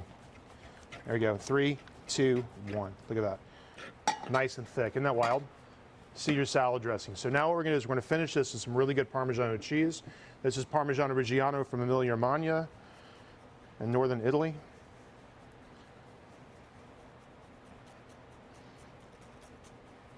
I like mine super cheesy. Boom. Just like me, baby. Right? And then also we're gonna hit some really good fresh cracked black pepper. We just bought a pepper mill here at the steakhouse yesterday. It's how big is it? 36 inches. Like one of those gigantic ones, They get one some pepper. That's on the way. Loving that. All right, we're gonna stir it together. Now look at this. Look at this, right? Nice and creamy, nice and thick. And then give it a little taste. We've measured this down to literally to the grain of salt, so I feel pretty good about it. Fantastic. This is the best Caesar salad. So take the recipe, download it, play around with it. I think this is great. It's one of those things that once you make it once, you're gonna love it, and it'll be your party trick when you got folks coming over. Okay, so now check out this lettuce. Isn't this cool? All right, again, this came out of the ground this morning up in Petaluma, and we're just gonna cut this fresh.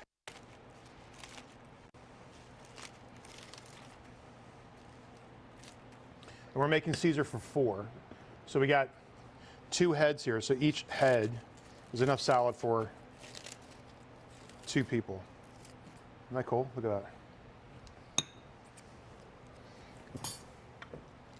And then we're just gonna give it a nice big toss. Just like Drake. Started from the bottom, now we're here. Okay? Look at that. Isn't that beautiful? So I think this Caesar salad presentation is going to be a hit. I think we're going to be doing this at every single table. And we started engineering this recipe about a month ago, and I think we've kind of perfected it, and it's just so incredibly delicious. Okay, so now when it comes to presentation, especially here at the restaurant, what we're going to do is kind of divide it in half, and then we're going to take the big heads or the big leaves, and we're going to start to stack them up like we're making little cups. Okay. And then we've been training staff all week, so this will boil down to about a 5-minute presentation. And it'll be really fun to be able to watch this and make this in front of everybody. Okay, so boom, we got that. So we got a nice little stack here. Okay. Now let's plate one of these guys up. You guys having a good time? And this is fun. I'm so thrilled to be cooking here today. We've been talking about with this restaurant. It's been 3 years in the making, and now we're able to kind of share all these wonderful ideas that we've been working on forever with you guys, and literally, like I don't think other than maybe 50 people have been in the restaurant, maybe. So you guys get it. Those are employees. So you guys are getting a sneak preview. Okay, so check this out. Now what we have here, these are all just style points, right? So this is not necessarily in the recipe. So this right here, as is, this Caesar salad, perfect. Now we're gonna make it sort of restaurant caliber, the next level, right? So this is preserved lemon. So this these are Meyer lemons that have been soaked in a little bit of salt and sugar for about 4 weeks, just to really extract that beautiful aroma. And then they're finely chopped and mixed with chive and a little bit of extra virgin olive oil. So we're gonna create a halo around the plate itself.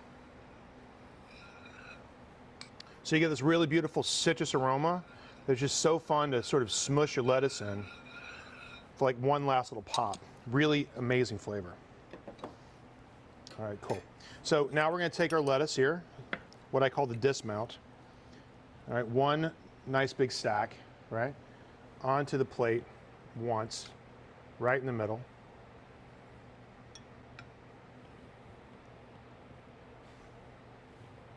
Oop. Boom, okay. And then we're gonna take this next guy right here. We're gonna stack this up too.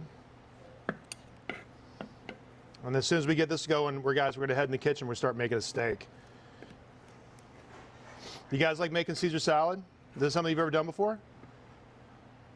Not like this. Not like that. But you know, can I tell you, like the base recipe is simple, perfect cooking. So the recipe that we're sending you guys is lots of really good trial and error. Okay, absolutely perfect. We hand me a towel? All right, cool. So we'll wipe up on this guy right here, and then we're going to garnish our Caesar salad here with a couple of things, right? So these are Meyer lemon chips, nice crispy Meyer lemon chips. All right, so we found out that a little bit of sugar on this really goes a long way with making everything else taste unbelievably delicious. So those are simmered a little bit of like salted simple syrup and then dehydrated. And then we're also going to finish it off with the king of anchovies. I hope you guys like these things. These are Spanish boquerones. And the difference between boquerones and anchovies, because anchovies are heavily salted and then preserved in oil, and these are lightly salted and preserved in oil and olive oil and vinegar. So they have a nice fresh flavor to it. So we're going to serve these shiny side up. And then the next part of the finishing thing is kind of what we started with. We got these beautiful croutons here. Gorgeous. Everybody gets 2. Bang. And then we're going to finish it with one more snow shower of Parmesan Reggiano cheese. And ladies and gentlemen, I don't know what you're planning on having for lunch today or dinner. I think the Caesar salad is the best Caesar salad on the planet. What do you think, huh? Ta-da! Isn't that gorgeous? Amazing. We're seeing the comments about people throwing out their cereal they're eating for lunch, and they're throwing out their burrito, and everyone's going for Caesar salad now. So impressive. So our reservations books open up. If you guys are you guys based here in the Bay Area? Where are you located? Across the country. I'm in SoCal myself. So Oh, we're great, all over fantastic. the U.S. Well, the next time you're in San Francisco, our books open up in about a week. And we're planning on it being, this is going to be really, really popular, and it's going to start to take off like crazy. But we would love to have you guys. I'll make sure that you guys get a special phone number if you want a reservation. We would love to have you. And it's just going to be the special places. We've been working on this for 3 years now. And here we are. We're live. We're cooking here, enjoying our time together, making a delicious Caesar salad. It was so good. It was so good. How many people are making this at home list right now? We got a lot. We got folks from Mississippi, Iowa, Virginia, South Dakota, all saying they're in. They're also asking for that special reservation phone number. They're sold. Yeah. This is unbelievable. It's like, so we love taking the idea of classic Americana cooking and then raising it to a level of sophistication and perfection that really makes it important. I love American food. I'm an American chef. And I think, taking these things to the next level is what I'm absolutely all about. So, my God, is that good. I eat this every single day, no joke. I absolutely love it. All right. Thank you, guys. I appreciate this. Thank you for setting this up. Are you guys ready to hit the kitchen? Let's do it. All right, good. All right, here we go. So we're going to transition into the kitchen, right? I'll show you what this looks like here, right? Boom. All right, before we jump into this, I just want to show you our oyster storage system real fast. If you guys like fresh oysters, I absolutely love them. So I saw this system in Hong Kong about 10 years ago, and it's a water filtration system. It's salinated water, and it pulses salt water over top of the oysters, so the oysters think they're still in an estuary, so they're still alive. And you've never had a better oyster in your life. So we're partnering with a couple of really great oyster farms here in Northern California. So our oysters are going to be absolutely next level, right? And guys, real fast, I want to introduce you to Matt Macera. This is our corporate culinary director. Welcome to my kitchen, guys. We're so excited about this. So this is going to be the Garde Manger station. Over here is going to be desserts. Our desserts are going to be spectacular. But this is a steakhouse after all, right? And I want to show you what we're going to be working with today, gang. Isn't that beautiful? This is a 32-ounce, 45-day, dry-aged, California, grass-fed, grain-finished steak.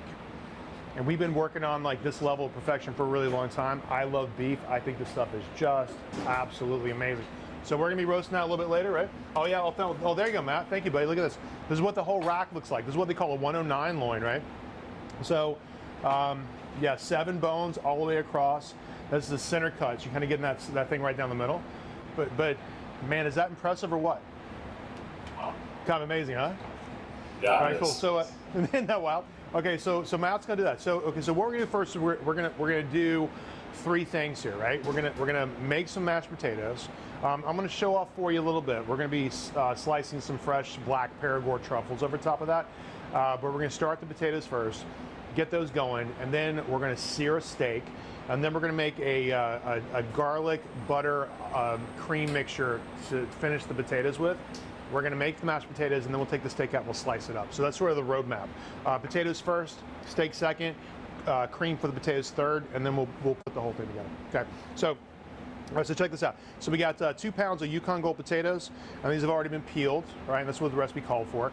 And I love Yukon Gold potatoes because I think it's the sugar content that I'm a big fan of.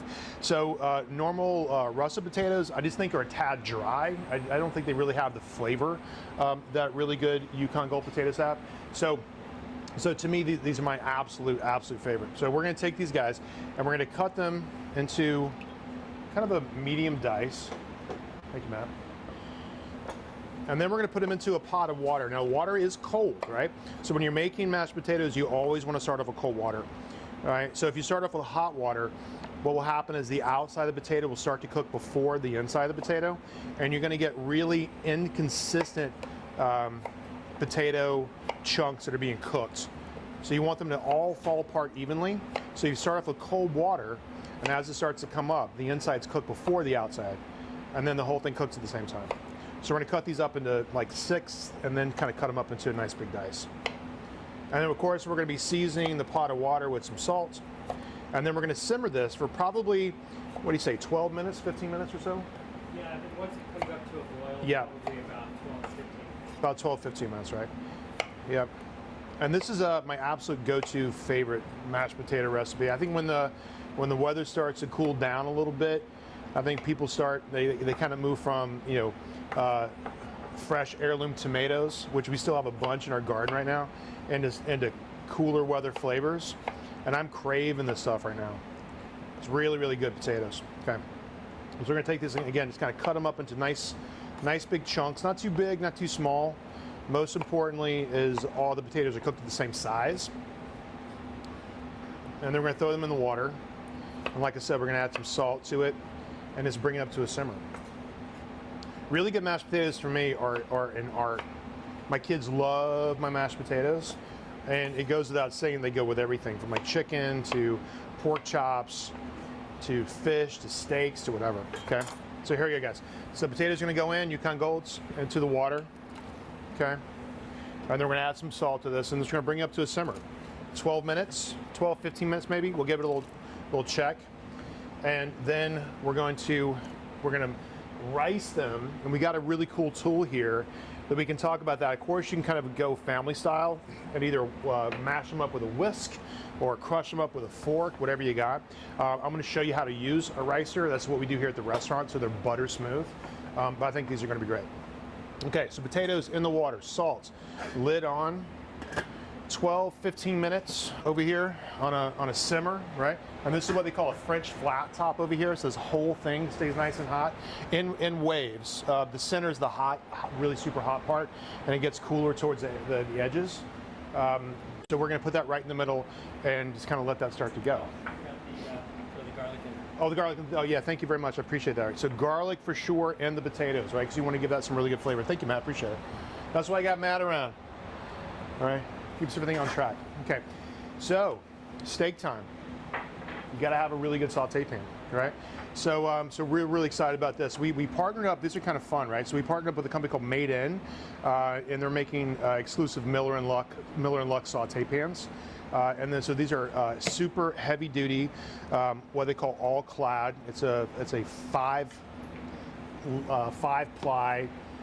stainless steel coated aluminum core saute pan that I think is incredibly durable and is absolutely amazing. So we're good. They made all of our cookware here at the restaurant. We're super proud of that relationship. American made out of Austin, Texas. Great company, right?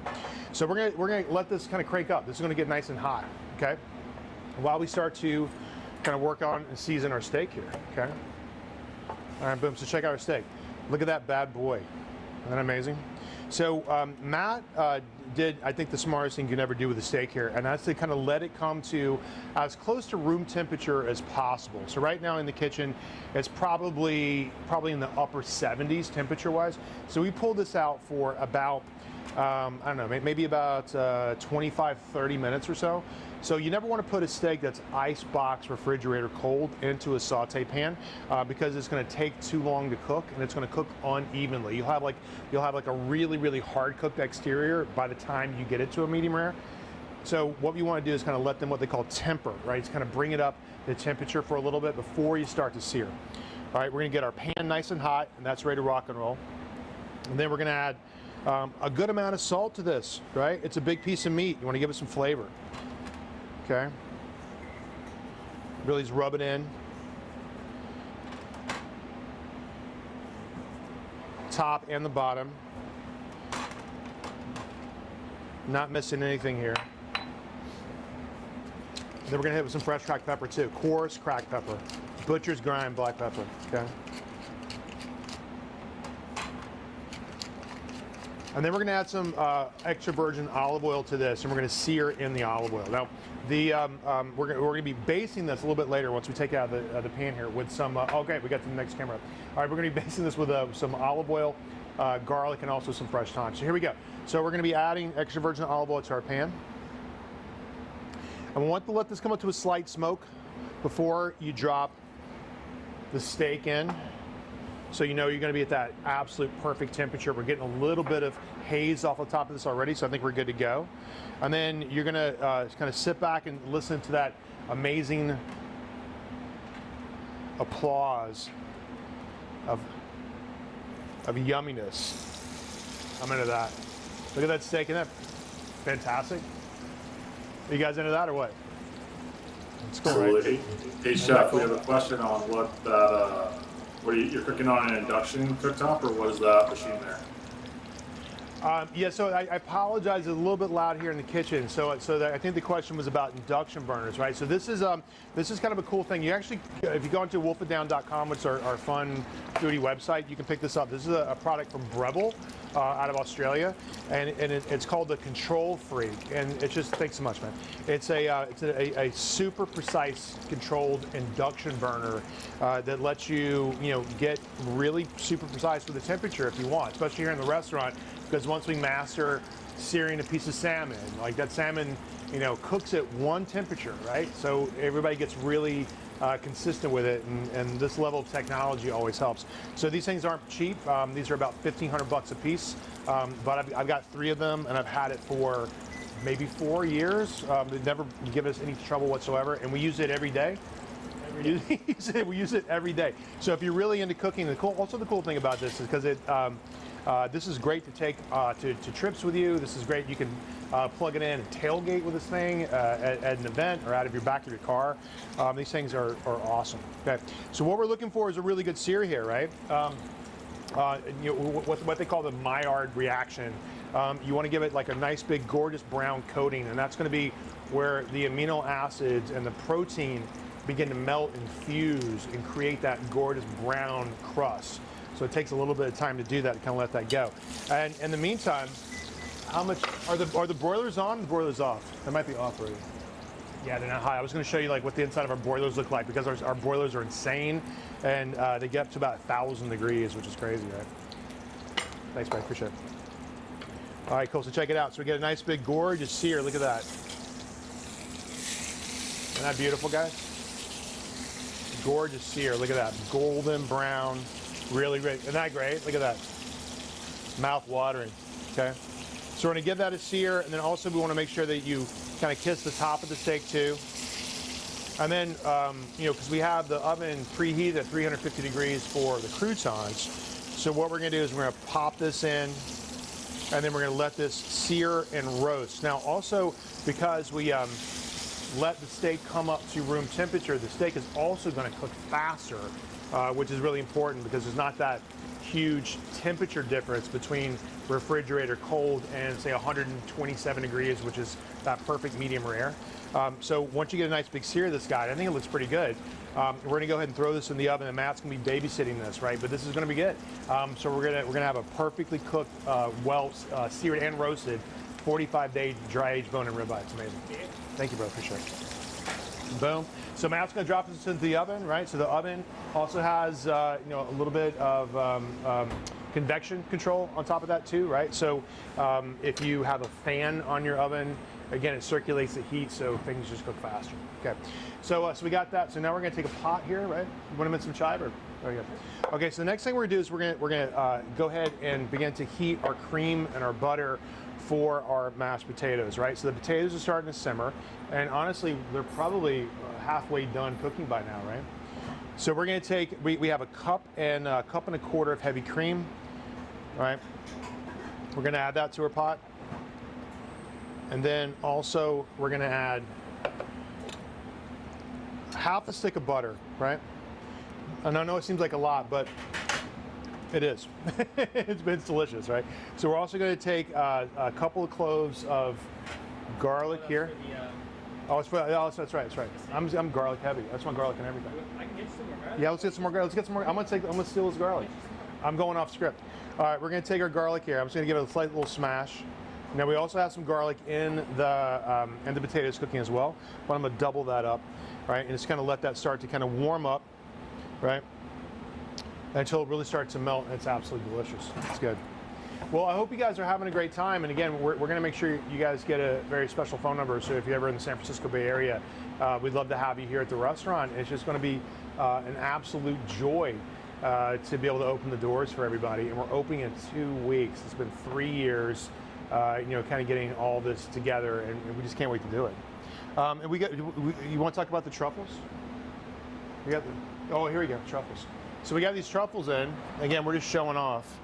But it's truffle season, right? So we got these really beautiful black Perigord truffles, and these guys just came in from France, and we're gonna be shaving these over top of our potatoes once potatoes are nice and done. So, and it's one of my favorite things in the world. You guys like black truffle? I think it just goes with steak. It's like peanut butter and chocolate. It's like the two great tastes that taste great together. Just let that right there, man. Okay, cool. So that's starting to simmer. We're gonna finish this up also with some garnishes here too, right? Got some fresh chive, and we're gonna be mincing this. And the chive is gonna go on top of the steak. Nice little scatter. All right. Yeah, everything. Chives everywhere.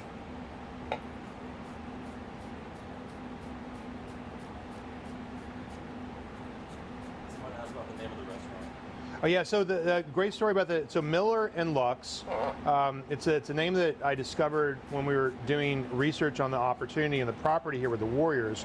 So where the arena sits now, it's in an area called Mission Bay, but between the 1850s and all the way up to the 1906 earthquake, this area in San Francisco, exactly where the arena sits, used to be the largest meatpacking district on the west coast of the United States, and it was called Butcherstown. And in Butcherstown, the company that had the largest footprint here was called Miller and Lux. And it was named after two gentlemen that came from Germany in the late 1850s to California because of the gold rush. And they were butchers, and they opened up a butcher shop here in town. And then they started getting into cattle and then real estate. And then they became known as the Cattle Kings of California. So when we were looking for ideas that I think meant something, we stumbled across that and we looked into it. And the wild thing about it is, like, the trademark was abandoned in 1925. The business went out of business. And we picked it up, and we're gonna be able to carry this amazing legacy of this, American brand, this immigrant story, this California story, the steak story. It just meant so much. As soon as I read it, I'm like, that's exactly what this place is called.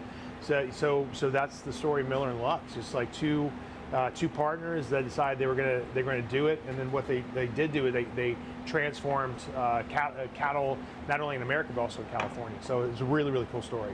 I love that. I love telling that story. I love hearing it because it's so important, and it's so unique. It's one of one, absolutely one of one. All right, cool. So we're gonna take our chives here. Boom, just gonna pile them up.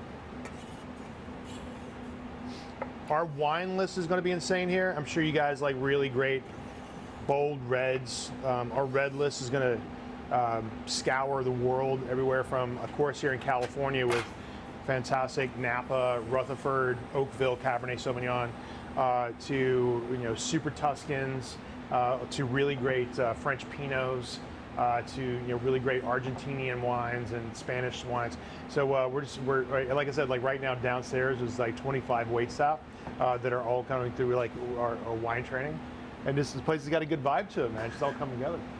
It's good. Cool. So as we're starting to cook away, if you guys got any questions about food or anything, I'd love to just open up the floor and let's hear what you got. Hey Tyler. Sure. Yeah. I'm sorry. I have a quick question. So watching you cut that so small, do you have a favorite kind of knife that you recommend, or a set of knives that you like the best? So my favorite knife happens to be the sharpest one I have on hand, right? That's my absolute favorite knife. And at home, I have like 300 knives. I have a lot of knives. So this one right now, which is my favorite knife, because it's the sharpest one I got in my hand, right? So this is actually with a partner of ours, and you can pick this up on our website. So this is what we're calling our Baja blade. And this is our signature Wolf It Down, which is kind of our fun, foodie pop culture website. So we partnered with a really good friend of mine named Galen, who used to be our sous chef at our other restaurant, Wayfair Tavern here in San Francisco. And now he's been making knives for about 10 years. So this is an absolute razor blade. Again, it's called the Baja blade because of the resin handle that we designed to look like a Baja blanket, which I think is kind of fun. And then we figured out this really kind of cool patina on top of the blade. So it looks vintage, but make no mistake, it's brand new and is absolutely razor sharp. So this is the knife I've got with me right now. Like your favorite knife to me, I think it's just got to be the sharpest one. And then so if you go to, if you go to Williams-Sonoma, right, and check out their knives, I think it's a really good, fun thing to do for yourself, to go pick up a new knife if you haven't gotten one in a couple years, and then really enjoy cooking, enjoy chopping and cutting up things, because cutting with a dull knife is kind of a drag, right? And you have a tendency to cut yourself even worse because you're putting more force and energy behind that cut. But if it's an absolute razor blade, you can slice that tomato, you can slice through that onion, and it feels like it's gliding through. So I think it's a really important thing to with cooking. Tools are everything, and if you haven't gotten yourself a knife in a decade, go get yourself a knife. The more you spend, the more interesting it gets, and you can spend a lot of money on knives. But I think one that has a really great blend between high carbon and stainless steel. So the stainless steel will keep it nice and firm. And then the carbon steel is easy to sharpen. So when you create a custom alloy that's a blend between high carbon and stainless, it's easy to sharpen and stay sharp, which is really super important. But there's like so many different brands out there, from J. Hinkle to Wusthof to Shun. And then you can get super geeky with knives. And again, sometimes these knives, Matt, you like a good knife, and you spend a lot of money on knives. Too much. They get a little expensive. They easily get into the thousands of dollars for a blade, but it just depends on what you're into. That's a great question. Oh, this is the searing pans. The searing pan was oh yeah, good. Yeah. So pull one out. These are kind of cool too. So again, these are pans that we're partnering with a company called Made In, and Made In is out of Austin, Texas. So we've been using this one for a couple of weeks now. But all of our custom knives is probably a better example of that. We have like a really nice kind of there you see that, right? Our logos on the bottom of them. And Made In, it's a new startup company out of Austin, Texas. I think they're maybe 3 years old. But they made all of our cookware for us for our restaurant, and we have hundreds of pieces. Hand me one of the black steel pans too. These are red. Now this is what we're literally going to be searing and cooking with quite a bit, right? Because of how heavy it is, but also how thin it is too, right? So this is a black steel pan, also from Made In. They make really great copper stuff too. So if you're poking around, if you're looking at some really good kitchen upgrades, check out Made In. It's a great company. They're not available in any stores. It's all what they call DTC, or direct to consumer, and you can pick it up at madein.com. It's madein.com, right? Madein.com. Yeah. Madein.com. Yeah. So it's good. So they get really great cookware. That's a good one too. It's a great question, by the way. It's good. We have some notes saying they're fans of Wayfair Tavern. Thank you. We have a question around what's your favorite go-to quick meal? It's especially this time of year. I'm a big fan of pasta. It's just so nice and so quick. With especially with like the tail end of fresh tomatoes. I'm sure it's still warm in obviously most parts of the country right now. So our tomatoes have gone from like tomato season to tomato month to tomato week. So we've been crushing, grating, chopping, canning, making salsas and fresh tomato sauces. So that to me is like, I think the peak of really good fresh pasta. And even if you just use store-bought pasta, just like really good homemade tomato sauce, the kids love it. Fresh basil from the garden, Parmesan cheese, which is really delicious. I would say my favorite quick meal with that, because you can really kind of make it up with anything, right? You can take chicken noodle soup and make a really delicious pasta out of it. You can take like zucchini or canned artichokes, olives, chickpeas, chopped up arugula. You can really just clean the crisper drawer out and make a fantastic pasta dish. So that is a quick meal that I love a lot. It's just pasta anything for the most part. It's a great question. Love it. And then one more would be a wine pairing recommendation for this meal. Any wine recommendations? Oh, cool. Always, right? So I think once you kind of get into like really good funky dried steaks, that's definitely what we're having today. I think something that feels like it's going to stand shoulder to shoulder with that. So I think we're talking about some of the best grapes in the world, right? So we're talking about Napa. We're talking about the Burgundy region of France for sure. We're talking about Tuscany. So really amazing Super Tuscans or Sangiovese grapes, which is really good. And also here in California, that's going to be Zinfandel, which is one of my absolute favorites. Coleman, you going to jump into that, Caesar? No, I was going to give it to you. Yeah, yeah, right. Our DP just like, sorry, I started sneaking around with the Caesar salad. You can have it, bro, if you want it, man. You want it? I know, it's like licking his chops, bro. You can have it. I'll cook for you, man. I'll cook for you. I'm not gonna eat this. I'm gonna put this right here for you, bro. If it vanishes, little Oliver over there. yeah. If it should show Michael Coleman over there, right? Like hanging out. Oh yeah, well, it's not a good lens. Anyways, but I'm gonna leave that here for you, bro, so you can eat it. You know you want it. You want to put it right here? Okay, I'm gonna put it right here for you. But see, your salad's amazing. It's gonna be great. Yeah. So again, talking about the steak, man. So like really great, like Zinfandel, which is a grape that not a lot of people really pay attention to, unless you're really into wine. So most people know Cabernet. Most people know Pinot Noir. They might get into like Syrahs and Merlots or blends or that kind of thing. But I think Zinfandel lives up there totally, without a question. Yeah. So our wine list, and it's been fun building that one too, because I think our wine list is gonna be crazy good, man. Crazy good, man. You got potatoes? Almost? Yeah, 1 minute. I was asking about temperature and how long you let it sit. After the steak comes What's out, the current temperature when you pull it, and then how long you let it rest? current temperature is about 85. Yeah, We're yeah. gonna take it to 125 Yeah, and let it rest for about 8 to 10 minutes. exactly right. So right now, if you're playing at home, the steak is about 85 degrees, and we're going to take that up at 127. And the potatoes are almost finished. So we're going to jump into finishing those potatoes pretty fast while the steak finishes. And then resting is really, really important as well, because you never want to take a steak and cut it directly out of a saute pan or out of the oven. You want to let it rest for a little bit before you cut it. So all the moisture has a chance to just sort of relax, and also the muscle tissue has a chance to relax. So it gets really incredibly soft if you let it rest. That's for sure.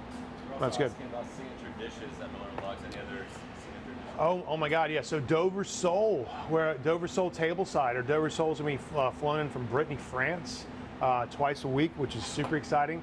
Lobster thermidor, which is amazing. We were playing around with a couple of different variations of that recipe, but I think we perfected that. That's going to be incredibly delicious. We're going to have a porterhouse. 45-day thick cut porterhouse, which is both the New York and the filet. We're going to have a 45-day New York strip. We're going to have a bone-in tomahawk, what Matt was running around with earlier. That's going to be really exciting. And then really delicious wild-caught Alaskan salmon. We're also going to have some really great side dish vegetables for our vegetarian friends, because we love them too. It's a steakhouse, but we're into all that. And it's all kinds of great stuff. Americana classic. Our bread's gonna be popovers. They're gonna be coming out of the oven, fresh all night long. It's gonna be good. Yeah, French onion soup that we figured out how to make vegetarian, but tastes like it's made with veal stock. Vegetarian French onion soup, Yeah. which will be amazing, right? And then I wish I had all the stuff to show you, but like when you guys come in, but we're normally, because of like the French onion soup, and then you put the crouton and the cheese, we're gonna take the soup, put it to the crock, and then put fresh French Gruyere on top of that and bake it. And then the crouton's gonna go, I know it's like boosh, but the crouton's gonna go on top of the cheese, right? Because you know why? Because the bread gets soggy. The bread gets soggy, but we got these really thin, like almost like creme brulee croutons. So you crack it and it stays crispy through the entire experience. So we were like, why are we wrestling with the cheese under the bread under the cheese? Let's put it on top. And I think the presentation looks amazing. It's super cool, man. Someone was asking what your favorite cut of meat is. My favorite cut of meat, hands down, is ribeye. I think, well, it's, you know, ribeye. I'm not gonna mess around. Ribeye is the king of all steaks. You know, the fillet, I think ultimately is, you know, super tender and great flavor. Really, really nice. A very, you know, familiar steak. I think a really good, perfectly. A great New York strip, I think, is really important too. But you know, cut for cut, slice for slice, you can't beat a ribeye. There's so many different interesting sort of like subcuts on that too, right? I think like the cap on the outside is different, you know, the tail piece is different. So we're kind of getting into all that stuff, which is super exciting. All right, cool. All right, Matt's ready to rock and roll. Thank you, my brother. All right, cool. So let's talk about this tool for a second. So so is this a good shot for you? You want to shoot it here? This is probably better here, right? You want me to see the potatoes? Yeah. So the potatoes are gonna go in this pot. Okay. You ready to do this? All right, we're dancing with our video team. I'm gonna put this right here on the board, okay? All right, thank you, brother, for sure. Thank you, sir. Okay. So now, you know, guys, this is a ricer. Okay. So this has got 3 parts to it as a tool. It's got the base here, right, and then it has a die. Now, when you buy a ricer, it usually comes with a few different sizes, and this is the medium one. Not too big, not too small, right? And you can also use this for, jam making. You can make this for making tomato sauce. Lots of really, really great uses for it, right? And then the other piece of this tool is this masher that forces whatever you're going to push through. I'm about to put potatoes here in through the holes, so they start to break down. So it's gonna fall out like the shape of rice. So that's the reason they call it a ricer. So we're gonna put this back in the same pot, so we're not dirtying up a bunch of stuff here, right? And we have our Yukon Gold potatoes, perfectly steamed, with a little flecks of garlic in here too. And that didn't take a lot of time. What was that, literally like 15 minutes, right? It was like 8 minutes once it came up to a boil. Yeah, so about 15 total. yeah, so potatoes are super fast. All right, guys, so check this out. Now, again, though, this is a great tool because I don't believe in a lot of tools, but I think having the right tool, I think, is super important. And if this feels like, okay, I would never do that, because sometimes the things I bring home, my wife was like, I'll never use that. You could totally take a whisk, right? It's the same whisk that you would just like make whipped cream with or stir anything. And you can whip the potatoes into submission using that, which I think is pretty cool. And you can also just go grandma style and just use a fork and just fork mash them too. At the end of the day, the flavor is going to be the same, and I think that's the most important thing, ultimately, right? But check out the bottom of this. It starts to rain out. You see that? That rice shape, okay? So in a restaurant, you know, when you have like that almost religious experience with the potatoes, there's very little texture, okay? So when you rice, thanks man, when you rice the potatoes, you're taking all of the chunky bits of potato. Like, so these are cooked further than I would take potatoes to, say, like potato salad potatoes. But if you don't really just get rid of all of the texture, you're gonna have like little tiny bits of potato that are firmer than others. That's just the way it is. But if you do this, you get this like real even, smooth breakdown. And check out the inside of the pot. Can you see the inside of the pot? All right. See that? It looks like a big pot of rice. Isn't that wild? So these are Yukon Gold potatoes, riced. And then we're gonna take our cream mixture, okay? And guys, don't forget, this is heavy cream and then butter. And we're gonna pour that into our potatoes.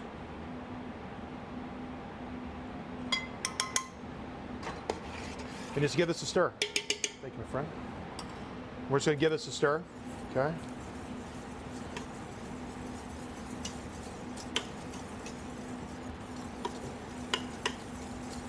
And it's absolutely, completely smooth. No texture to that whatsoever. Yeah, waste not, want not. Thank you, my friend. Love that. Boom, beautiful. Okay. Lovely, lovely. Isn't that cool, guys? All right, so now I'm gonna show off for you a little bit, right? So we're gonna take our black truffle here, and this is not in the recipe, but this is because we're just being fancy today, right? So we're gonna take our black truffle, we're gonna microplane like Perigord black truffle into our potatoes here. And I just love that really delicious earthy aroma from truffle. Big, huge fan. And we're gonna have truffles by the boatload here at the restaurant. Black truffles, white truffles. When the season hits, we're gonna be there, okay? Give it one nice big stir. I'm gonna so check it one more time for flavor with like salt and pepper, right? And I think these are amazing, amazing. Oh my God, I love truffle. It's bananas, delicious. Salt, perfect. Oh my God, beautiful. Pepper, okay. Give us a nice stir one more time.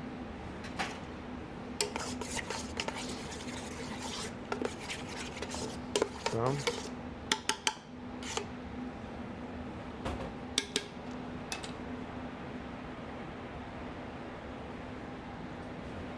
I'm having a moment. Get up on that, Matt. You want to try this, brother? I might, man. I'm getting emotional, man. Huh? Da, da, da, da, da. Huh? Come on. Come on. Come on. What else you want? What else you want? You want nothing. You got nothing. Can't talk. Emotional. Good. Speechless. Yep. Fantastic. It's the little things. Okay, great. So let's presentation-wise, right? We're gonna serve our potatoes in a really beautiful. I'll switch that with you, right? So just sort of like a nice big baking dish, right? This happens to be a fish pan, but I also like to use these things for casserole dishes too. You can totally make lasagna in this.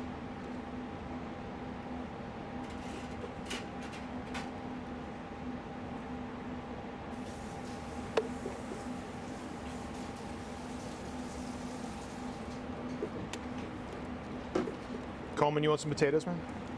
Yeah, for sure. How was the salad? Did you finish it? Not yet, no. I had a crouton. That's my side. Your salad, no, possession's 9/10, right?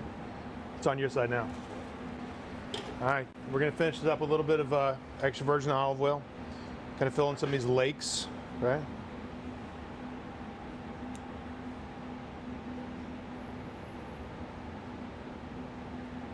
Bang.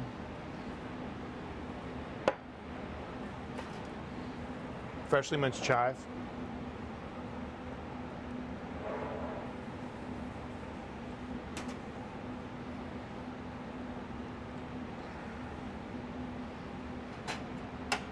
And they're gonna hit it with a little more black truffle. Because why not?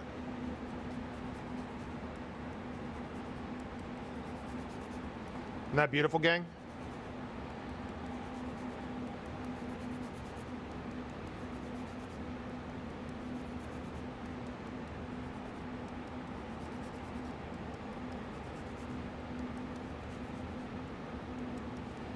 I'm in. Make you happy? Makes me happy. How we doing the steak? She's getting close. And this beautiful, guys, what do you think about the potatoes, man? If you guys are cooking along with us, right? So obviously we got fancy with the spices, with the black truffle. But tell me what you think about the potatoes by themselves. Are they delicious? And guys, and as we're doing this, if you want us to give you a chance to sort of catch up, if we're blowing through this a little too fast, how we doing time? 100. 100. A little more temp on the steak, right? It's a big boy. You know what I mean? It's a big steak. Yours at home might be done by now. It might be. It might be. Yeah, great. So thank you. I appreciate that. Our team. So we're and again, it's another really good tool, right? So this is an instant read thermometer. Okay. So this is again like some of the things that we just use every single day. Because when you're spending that kind of money on a steak, you want to make sure you nail the temperature, and how you do that is with an instant read thermometer. Okay, so it's like 77 degrees, almost 80 degrees in the kitchen right now, right? But once you put this into, right, so I'm just going to wrap my hand around this, right, and you can start to see the temperature start to go up, right? So they're super sensitive. So we're looking for an internal temperature of 125, right? As it starts to climb up, and then we're going to let that rest for a little bit, and then we're going to slice it up. It's going to be delicious. But those are great. They're about $9-10 bucks. You can get some. So I think that one might be a little more expensive. Someone's asking if the steak can be smoked. Yeah, the steak can be smoked all day long. I think if you guys are into like Traeger's or Big Green Egg or anything like that, I think those are awesome, right? So. You want to start off with really good wood chips and really good charcoal, and then kind of, because it's so thick, you want to let it go low and slow. So it's like a hover temperature of about 225 degrees, a float temp. And then again, just want to I got a whole smoker kit in my house because I really love doing that kind of stuff on the weekends. I just want to bring up a temperature nice and slow, right? So 127 is 127. I didn't take it out, let it rest, and slice it up. I think smoked ribeye. Is that something you'd be into? That's why I'm here. That's exactly. That's why we're here. All right, cool. So we're going to get this together, and then we just can't wait for you guys, man. I like this because we read the questions as we go. This is so great. I hope you guys are having so much fun. We absolutely love doing these live videos, and welcome to Miller and Lux, man. I just can't believe we're doing this, man. It's been 3 years in the making, and we're like shooting a live cooking class here. This is like kind of a dream come true. I'm having a moment, right? It's just so. I remember still the first time we walked through with hard hats, and this was just stone and concrete. And holes in the roof, right? Because they haven't like built the entire thing yet. There's even windows. No, nothing, right? So, and again, if you're not totally sure where we're talking about, just Google Chase Center here in San Francisco, and you'll be able to see the buildings. We're on the south side of the city, where Uber is right across the street. Their headquarters are here as well, and Old Navy's right next door. So there's kind of like a big corporate hub on this side of town. And if you really love sports, it's a great side of town too, because not only the Warriors here, but the San Francisco Giants that we saw win last night against the Padres. No disrespect, San Diego, but we're in first place, so that's just what it is. It is what it is. It's a thing. It's what it is. It is. It It is what it is. Yeah, we're not lying. We're not lying. It's just it is what it is. That's right. It's just stats. It's just stats. Yeah. So if you love sports, it's a really good side of town too. So it's good. It's fun. It's fun. Man, that steak is thick. What? That steak is thick. Yeah, it's at 106. Yeah, 106. It's coming nice and slow. So well, as it's starting to come up, let's see. Hey, Chef. Yeah. One of the questions was your thoughts on reverse searing versus normal process. So I think a reverse sear is kind of interesting, right? It doesn't not work, but to me, I think I don't know if the big to do about it, right? I mean, so you would take, for example, I could walk you through how we would reverse sear that. So you would take it and you would bake it low and slow, right? Until it kind of reaches sort of a sub temperature, and then kind of bring it out, let it cool off a little bit, and then going for a hot sear right at the very end. So instead of searing it and roasting it, you kind of roast it slowly and sear it right at the very end. And I've had I think some good okay success with it as far as like a thing. It's never been a technique that's like blown my mind. I like to do it at home. Right. When I have a lot of other stuff to do, because I can put it in. It's kind of like sous vide steak. Sure. Yeah. Right, and I think that's a really great thing to think about. Matt just brought up this. It's almost so if you've got some company coming over and you want to kind of start to cook it, but not cook it. I think that's probably, from a practicality standpoint, and I'm just thinking this off the top of my head, I think reverse searing is a really great way to kind of like have it almost ready to go, and then finish it when your people get there, right? I think it's kind of cool instead of having to cook it. Oh, it's super cool, and it's a great thing. What are you doing? Oh, I'm doing the reverse sear. You know what I mean? Oh, I got low and slow, and you kind of talk about the whole thing. I think it's fun. Again, properly roasting something and properly cooking and roasting something. Those tried and true techniques have been around for thousands of years for a reason, because they're just so good. Thank you guys so much. Ask Tyler if he knows anywhere that will refinish an antique fish pan like his. Yes. Not off the top of my head, but I know there's a company in Charleston, South Carolina. There's a company in Vermont that'll do it, right? They'll take your old copper and then they'll actually just resurface the inside, which is kind of interesting. They're definitely out there. I can't remember them off the top of my head, but I think there's one in Charleston. I think there's one in Vermont somewhere. Yes, that's a great question. Do you like sous vide done on the stove top or low heat? Like sous vide, so out of the like what they call the molecular gastronomy movement that was really, really big in like the early 2000s, I think what survived out of all that is sous vide. And sous vide's a legit, fantastic, amazing technique, especially, I think you're good to start. We're good to go? Racing it. You're All right, good. 1 to 115, 112. Yeah, perfect. All right, good. So check this out. So yes, my brother. Yes, fantastic. If you want to butter baste it the rest of Yep. Thank you, my friend. Yeah. Thank you, sir. So Matt, nice job. Here we go. Steak City. Look at that bad boy, man. What? So to answer your question about sous vide real fast, because I think sous vide's important, right? And it may or may not be important to you at home, right? But it's really important in restaurants, right? Because with restaurants, you want to be consistent, and it doesn't really matter who's working like the saute station that night. You want to make sure the product is 100% of the time, right? And so having like a sous vide protein specifically in restaurants involved, we use it at Wayfair Tavern all the time because we do 400 covers a day. So we'll sous vide pork loin, we'll sous vide fish, we'll sous vide a lot of things. So then the pickup is literally 6 minutes and you're sort of searing the outside. But usually there's lots of ways to do that now that's not just sort of cryovacking in a BPA-free bag. You can actually, you still got to cryovac it, but it doesn't have to be floated in water any longer. So it's an amazing technique. I think it's cool. We've been using it for years. I'm definitely a big fan of it. I don't like to immediately go there, right? But in restaurants for sure, I think it's really important. Okay, so I'm gonna take this out for a quick sec. Look at that bad boy, isn't that fantastic? Come on, man, who loves you? I do. I'm gonna set it right here for a second, okay? Thanks, Mike. And then we're gonna take this fat, and then I'm not gonna throw this out because that fat's delicious. We're not gonna use it right this second, right?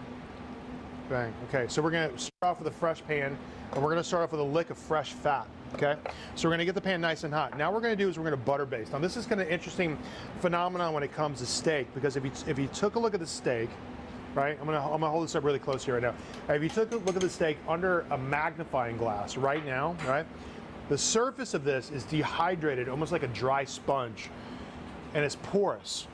So instead of just serving it like this, I want that sponge to absorb more yummy beefiness. So we're gonna butter baste it so that fat, that last little lick of fresh fat is butter that goes right on top of it, right? Okay, so we're gonna take our steak, kind of drop this back in, boom, up to the tippy top here, boom. And then we're gonna take our grass-fed butter, it's about a half a stick, and garlic. Thank you, sir. And then we're gonna throw some fresh thyme in this. So we just really start to perfume this whole experience, okay? So the butter's gonna start to melt. And then it's gonna start to foam. And then what we're gonna do is we're literally just gonna take this delicious last layer of fresh yumminess, and we're gonna let the steak absorb it. So that's the first thing you taste, okay? This is that Instagram moment that you know you guys have already seen 100,000 times, right? Just taking that fresh, foamy, grass-fed butter and garlic, and just butter baste the steak. And again, we're taking that dehydrated, crispy layer of beef on the outside, and we're pumping in one last lick of just fresh fat, and that's butter. So it's kind of like cow on cow, right? Look at that.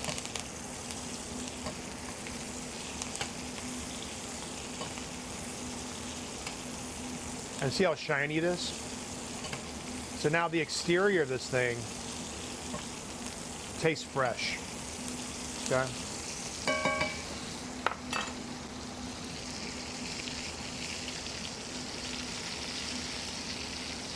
Right? And we're perfect, man. Might be a hair rare right in the middle. I like, you know what, another reason I like a big cut like this? Because you got a little something for everybody, right? So the loin of this it's perfect for me. Might be a hair rare for my wife, right? But the outside of this is gonna be perfectly cooked. So you get something for everybody, especially if you got a nice big cut like this. Like, no joke, this is enough for like 4 people. Boom. Watch this potatoes right behind you, man. So guys, so then what you want to do for the most part, definitely want to let this rest, right? So we're gonna take our steak here, and I'm gonna go ahead and cut it. You want to let it rest, but you want to let it rest. I'm gonna take 2 questions because you want to let it rest. You gotta let it rest. Thoughts on Number one way to cook steaks: Yeah. rare, medium rare, well. So the number one way to cook steaks perfectly is to get one of these things, right? I mean, so we're talking about 125 to 127 for like a nice big rare, and then once you get to 132, it's going to be a nice medium rare. 135, 137, your medium. 142, your medium well. Anything in the 150 range, you're kind of in the well done territory. But I think getting one of these things is how you're going to get that level of precision. All right, so I think that's a great question too, because everyone wants to know like what temperature is what, and even as a professional. It's important too, Yeah. because this is the most expensive thing on the plate. Yeah, right. The potatoes. Versus the potatoes, and those got a little bit of truffle on them, but you know this is not you know it's not a truffle. This is not a potato restaurant. It's a steakhouse, right? Like people. Yeah, right. It's a $140 steak, right? So you want that level of precision with this for sure, right? So then we got our knife. Where'd our knife go? Take it, bud. All right, so check it out. Check it out. Okay, so we're gonna pop it up on our end here. Okay, and then we like to kind of cut these off in a couple of different textures, right? Because this tail piece here, this definitely has its own little thing. Okay, so we're gonna take this. We're gonna set this aside. Okay, that's one texture. Okay, so then we're also gonna cut off the cap here. The cap here is different, it's definitely a different texture altogether, okay? So that's gonna come off. Boom. And then last but not least, we're gonna take the loin off.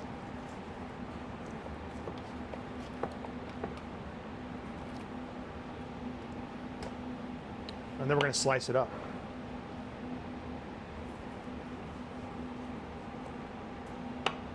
Perfect, brother.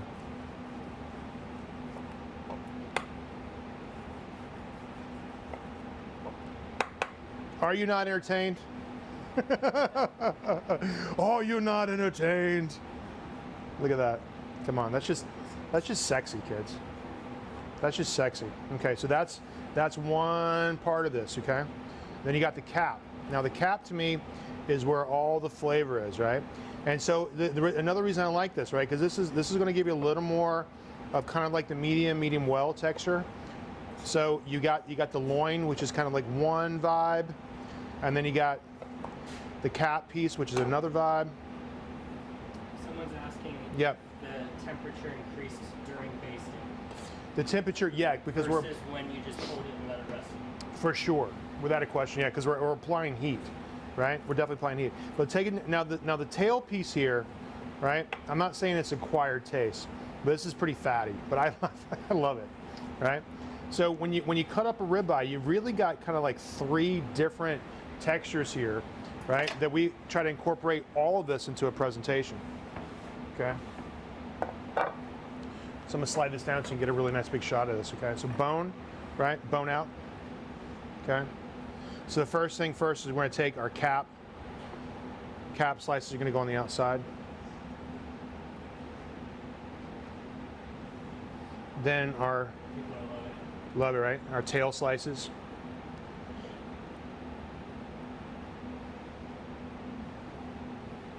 And then our loin.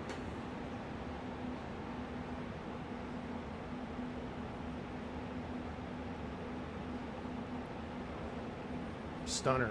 Stone cold stunner. Okay. Thank you, brother. Boom.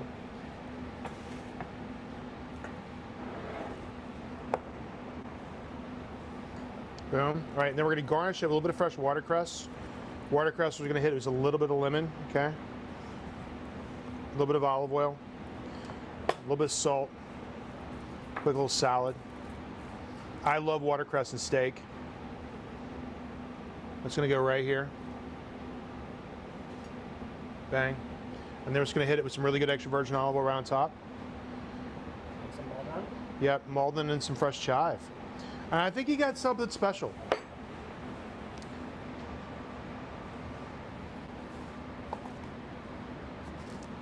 I think it's something kind of special.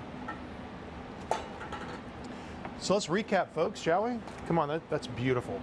Isn't that beautiful? You guys having fun? Isn't that gorgeous, guys? Nice big shot of that. Super sexy, our black truffle mashed potatoes. Our perfectly cooked 45-day dry age New York strip. Slice that right there. I think you got something nice. I think you got something really, really, really nice. Isn't that gorgeous, man? It's amazing. All right, cool. So like, yeah, I think we're ready to dive in and give this a little tasty taste, man. Matt, you ready? Oh yeah. Yeah, good deal. Fantastic. So I hope you guys had fun with us, right? I mean, we're totally here for questions. If you guys want to chit chat about anything else. Salad. No, we got the salad. We got the salad. I think the camera guy took a little snack of the salad, man. He did. He totally did.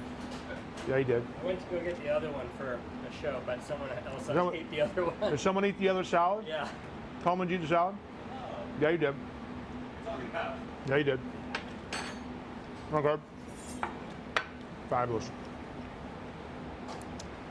Is that not the best of your salad you had in your life? This kind of food makes me happy, man. This kind of food makes me happy, right? Absolutely amazing. So guys, we had a ball hanging out with you, man. You guys got anything else you want to chit chat about? Any other questions or what? Had a blast out there. Thank you everybody. I appreciate that. Thank you so much, man. It was great. Right? Final temp. Yeah, the final temp when we pulled it out was 124 degrees when we pulled out the oven. So you get that really nice sort of like mid-medium thing, mid-medium rare, right? You guys can see a shot of that. Let me show you that shot of that. Nice, really pretty medium rare thing. And this could have definitely rested for like another couple of minutes or so, but I think for where we are right now, I think it's perfect. Perfect, isn't that good? And then you take the steak, right? You take the steak and you dip it into the truffle mashed potatoes, right? Like that, right? And then you do like this. And have a minute left. Happiest man on earth. So excited. Have fun. Incredible. Thank you so much. Yeah. My wife hates it when I talk on television, my mouth full. Because I do it all the time. I take real bites, not TV bites. We had an absolute blast hanging out with you guys today. And we're thrilled to give you a sneak preview of Miller and Lux, a brand new steakhouse here in San Francisco at the Chase Center, home of the Golden State Warriors. We're gonna be open live in 2 weeks. So you guys see it first, like literally the first people on planet Earth. No one's seen this restaurant yet. So thrilled to be able to share it with you today. And we had so much fun. Have you guys had a good time? Thank you. We did as well. We had an absolute blast. Comments are flying in saying thank you. And I think we all look forward to making it, whether the trip is near or far.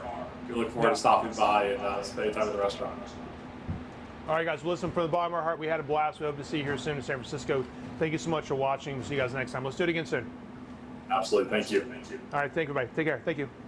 Thank you. All right, everyone. Thanks so much for a great event.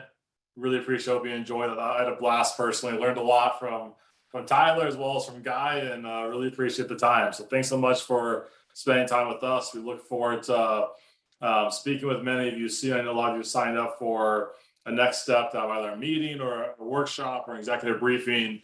We'd love to talk to you about your cloud journey and how we can help out. So with that, thank you again. Thanks to our entire team, and special thanks to Colleen Hall and Chelsea Jones who made this happen from our side.